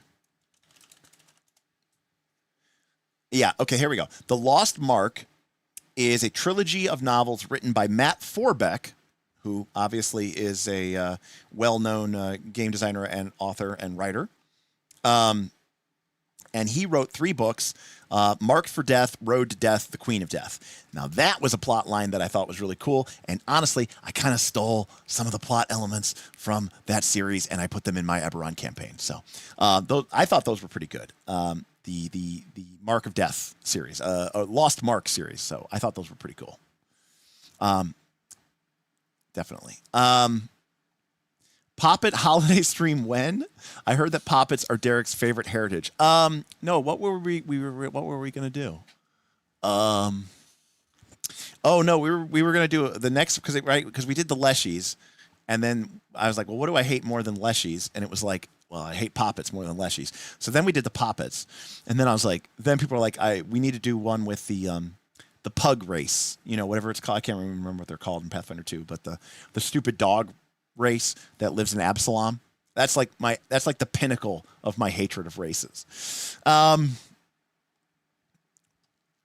Shoonies. Thank you, GM Scott. Shoonies. Yes. Those are the worst. Those are the absolute worst. That's the pinnacle of absolute horrible cringe. Derek is dying inside is that stupid, dumb ancestry. Let's see here. But again, thank you, Madman. And that was your the very first super chat too, so I appreciate you double on that one. Kryn, yes, please. I could talk a lot about Kryn. I love the Dragonlance novels. I've read many of them. Oh yes, we are definitely still owed a COC one shot. Boothby, it has been on the list since last year, but it doesn't feel right to do it in the summer. You got to do it in the fall. That is, of course, unless my house completely burns down. We don't have a studio anymore. There's a lot of mitigating factors, Would I ever do a stream on Ravenloft? Probably not. Only because I don't really know the campaign setting of Ravenloft that well. Horror's never been my thing. I mean, I've run I6 before. That's the original Ravenloft novel. I mostly ran Expedition to Castle Ravenloft, which was the D&D 3rd edition one. This one. This is, by the way, a great book. This whole series here that they did, there was a Expedition to Castle Ravenloft. There was Expedition to the Demon Web Pits. And then there was Expedition to the Ruins of Ruins of Greyhawk and Expedition Under Mountain. This one was kind of actually not that great. But these were actually really, really cool. And the Ravenloft one was probably actually the best. And the reason why these were so good, this was for 3.5, by the way, is because, number one, this first page, look at this. They tell how to play this campaign setting in the Forgotten Realms, how to play this campaign setting in, there we go, how to play this campaign setting in Eberron. So it's really cool that they had that. But the best part about this is, you've got your text, that's describing NPCs and what's going on. But every combat encounter is done like this. Every single encounter. Number one, you've got, up here in the margin, it says, this is encounter E1. So they're labeled, they're easily defined. And then number two, every single combat, it's only ever on 2 pages. It has a mini map, okay, which you can use as a battle map. And then it has all the stat blocks that you need. It has a section for their tactics. It has information about how to run the encounter. Every single one of these. Now, but this is not 4th edition. This is 3.5. And they just did such a good idea. Yes, 4th edition did the same thing, by the way. I should say, they learned that this was a really cool style, and then they did that in 4th edition. And then for whatever fucking reason, they stopped doing it in 5th edition. I don't know why. It's like people are obsessed with making these books unusable. It just doesn't make any sense, man. I hate it. Like, make a book, people... All right, it's one thing to make, to make the Draconomonicon and make it less of a reference, make it more of like this is something you can sit down and, did you know how dragon's heart muscle works? That's not something did you know what their muscular skeletal system was like? Like, this is not something I'm going to be reading in the middle of a campaign, or the middle of a session. So whatever, if you want to make this more of a coffee table book or whatever, I'm fine with that. But when you start talking about an adventure, this has got to be a live action reference manual. This needs to be, sharp. It needs to cut. It needs to cut through the bullshit. So yeah. Anyways, good stuff. Playing in a burning house would definitely set the mood. That's true. Let's see here. You guys cleaned out Smith's basement to stream yet, or is your exile extended until you move? Well, Casey, there's a couple of curveballs. Number one curveball is that, no, Smith's basement is, to be clear, we were never going to clean it out, but, there's a process of setting up and getting everything over there without ruining Smith's basement. But the biggest curveball is some of my streaming technology was in the garage, and it got destroyed. So I am still dealing with my insurance company. They are still trying to go through the 272 items or something that I submitted to them to get payment back on for. And so until that happens, I'm not really in a position. I literally just don't. My streaming computer, my capture cards, my audio interface, some of our cabling, a couple lights, all just got eaten up by the fire. So, yeah. So that's the main thing. I will say, I was just talking with Smith the other day, and I was like, man, I I love these streams, but doing these 2 or 3 streams a week where it's just me talking to the, like, you know, the studio streams were a nice break. I'm sure for you all too, you know, to get some different voices and, you know, the different shots, you know, because this is kind of a static shot, right? It's just me, you know, in front of my bookshelf here. But like, you know, the studio had a much more dynamic vibe with the different people. But it was also a nice break for me. You know, I didn't have to talk as much, and I got to sort of, you know, have other people's ideas bounce off of me, and I like collaborating. And so, you know, I've missed hanging out with those guys and doing the shows.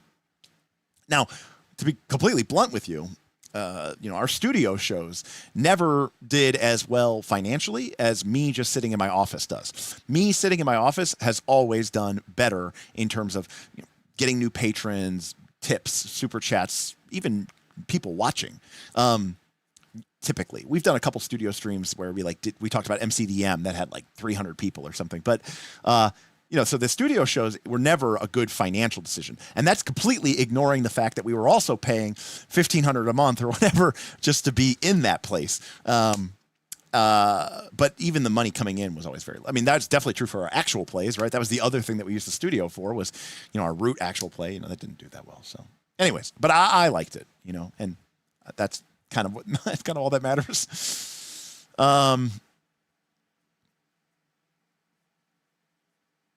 I agree. Fourth DM layout was way fantastic. Yeah, it was just very usable. It was usable. Yeah, only the expensive stuff. I mean, I'm trying to think what else. The cameras didn't get destroyed. That was good. They should have been, by the way. I kind of accidentally, I put the cameras in the storage unit, and I was like, oh shit, because it was the spring when we did it. It wasn't that hot. And I was thinking like a month later, or maybe like 2 months later, I was like, oh man, I really need to go up to the locker and get those cameras out of the locker because it's not climate controlled. And you know, they have lithium ion batteries, and I was like, it might get 100 degrees this summer, and I didn't want any fires or anything breaking. Ironically, I didn't want any fires. So I was like, I need to get up to the storage locker and get those cameras out of there, and I'll just throw them in the garage with the other stuff. Luckily, I was lazy and forgot about it, and I didn't do that. So there was a bunch of equipment that probably would have been in the garage, and then it actually wasn't.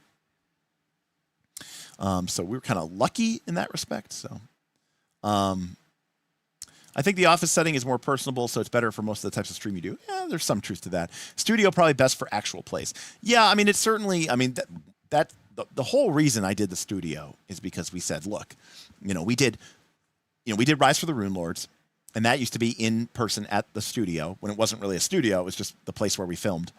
But we did that in person, but it was video recording and it was difficult. And at that time, I didn't have the know-how or the technology to get us live. And then we did the last part of Rise of the Rune Lords live streaming, but it was remote. And we did the same thing for Quest for the Frozen Flame. And that was fine and it was easy, but it didn't have the dynamics. And so the whole reason we built a studio was so that we could play actual plays in person and stream it live. That was the whole point. But, and that was the joke, right? August 22, because, we were like, oh, we're going to build the studio and get Root launched August 22nd, and then Root launched like 11 or 10 months later, because it took me forever to build the studio because I wanted it to be really nice. And then, we did Root and got like 30 views, but that's okay because we had fun. But yeah, anyways, but ultimately I built that, place for, and in fact, hold on a second. This is all just completely random. We're just bullshitting now. There have been multiple iterations of these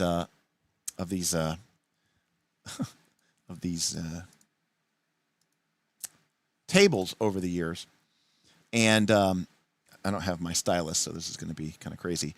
But the table at the studio was kind of shaped like this. Okay, it's a trapezoid. So I sat here. This is Derek, and then Bob or Dirt sat right here and right here. Smith sat here, and Nick sat here. And the reason why we did that is because the way that our studio was set up, this was, oh, God, this is the wall. We had a camera here, and we had a camera here, and we had a camera here. And this way, the cameras could all just look at, whoever they were looking at and not really interfere with anybody's line sights. So this was really convenient for the camera, but we didn't like it. And what I mean is, it was kind of weird because none of us were really looking at each other, right? Like if you're sitting here in Bob's seat and you're looking straight ahead into this camera, you're not looking at the other players at the table. So it's a little awkward. Now, it was really nice for, number one, the shape of the studio that we had, which was kind of long and rectangular. And so, but if I were to build it again, I would probably do something different, even if it meant that the quality of the shot maybe wasn't as good. I would probably build it so that it was more playable.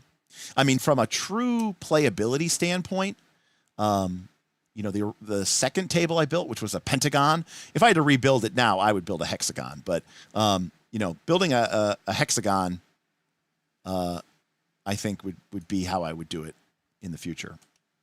For sure. And something like that. I don't know how I would work the cameras or something, but it's rough. It's tough. Sound is a big challenge too. I mean, anybody who watched our Root campaign knows that we suffered through a lot. I'll be honest with you, Derek. The original evolution of our cameras was that we started with kind of cheap SM58s or something, just pretty cheap micro. Oh, no. They were AT, or the SM58's not a bad mic. They were like AT 2030s or something, pretty cheap microphones. And then we rapidly changed those over to the Rode pod mics, all right? And those were they were very nice. They were dynamic microphones. They had a great sound, but they're big and they're bulky, and they had every single person had this, gigantic thing right in their face, with this big, huge arm. And, me having one arm on my table, on my desk, not bad. But when you have 5 people and they all have one of these big arms, right, it becomes just a mess, and it's tough. And we also had people, we were playing with miniatures, and people would lean over to move their miniature, and they would move off the microphone. And so then you kind of had this weird thing where you're like moving and talking. So when we did the Root,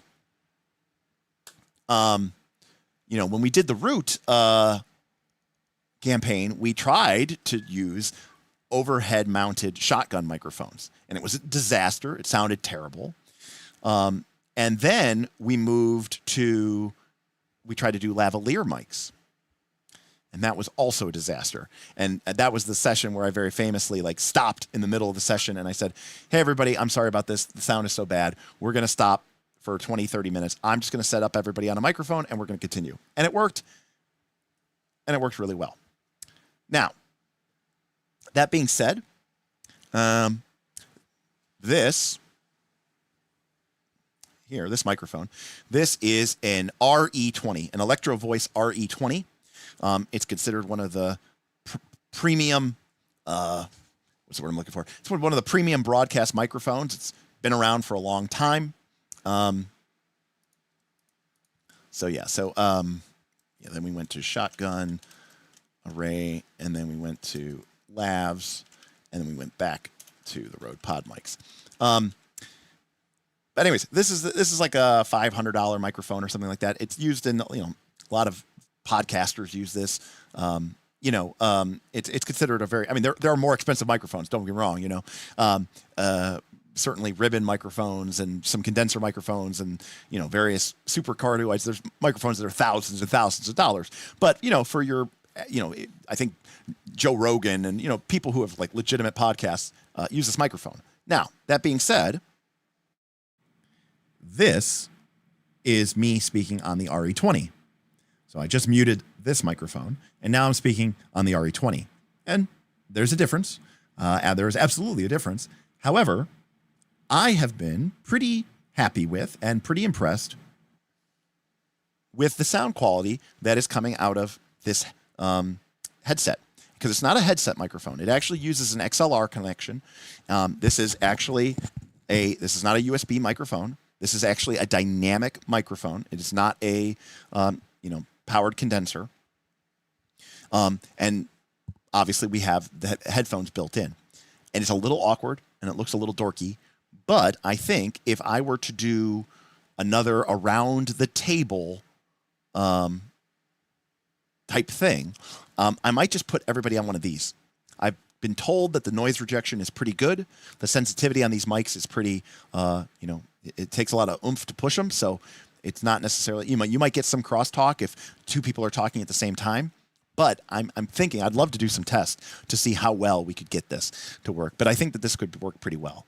Yeah, and being super close to it is very good and easy for gating, right? We just put a nice noise gate on there, or what are those things? It's like the opposite of the opposite of a compressor, right? Where it takes like quiet noises and turns it down. Oh, I guess that's a noise gate. What am I thinking of? It takes quiet noises and makes them quieter. Is it an expander? Maybe I'm thinking of an expander. Anyways, point is, I think we could do well with this, and I think this would be really nice and easy, especially if we got back to a game that used, minis and moving around and stuff like that. Because, then when somebody moves, one of the reasons I picked this up was just because when I'm using my whiteboard, I didn't. My whiteboard is, I have it right here in front of me. And so I didn't have room for this. Oh, okay. Yeah. Okay. Compressor. Thanks, Ben. Expander makes quiet noises louder. All right. Wait, that is not what I want. Which makes sense. It's called an expander. Anyways, I had this thing right in my face. It was hard for me to use my whiteboard. So I got this so that I could, continue to, I could continue to talk even when even when I move my head down, or if I'm over here reaching for a book, I'm not moving off my microphone. And so I think this could work really well. The only thing I would want to do, and I think it actually would be easy, the cord on this actually isn't really that long, which is fine because I have my thing right here. But what I would want to do is I would want to, and I think take advantage of the fact that the cord is kind of short. I would have the cord run into some sort of switch, some sort of device that ideally was high quality, so you wouldn't get any sort of electric distortion that would give people a mute option, and just and maybe even have like a nice little visual light so that red and green, so if you're on or off, and that way people that need to cough or need to whatever can just mute themselves really quickly, or if they don't think they're going to be talking for an extended period of time or whatever, just get into the habit of muting. And then have this nice little box, and so you don't get the stupid Bob going. I don't know why Bob, when he coughs, he thinks that this is like makes it like not as loud, but it's like when we're not thinking, he'll be like, and it's like, it's Bob, we can still hear you. So anyways, cough button. Yeah. Anyways, don't know when I do not know when any of that stuff is happening. All right. Well, boys and girls, thank you for joining me this evening. I'm very thankful to so many of you who showed up tonight. How did we do? I didn't look at any of my numbers. We had 80 people at one point, so that is damn fine for talking about Eberron. I want to thank Mebaman for their super chat, Dr. Metropolis for the many tips that you gave tonight. Thank you, Doctor. Ben for coming in with a nice tip. Thank you, sir. I think Ben may have been the top tipper tonight. Oh, no, GM Scott also had a $25 tip, so thank you to GM Scott. Thank you to Ben. Thank you to Duncan for their tip as well. Borgie.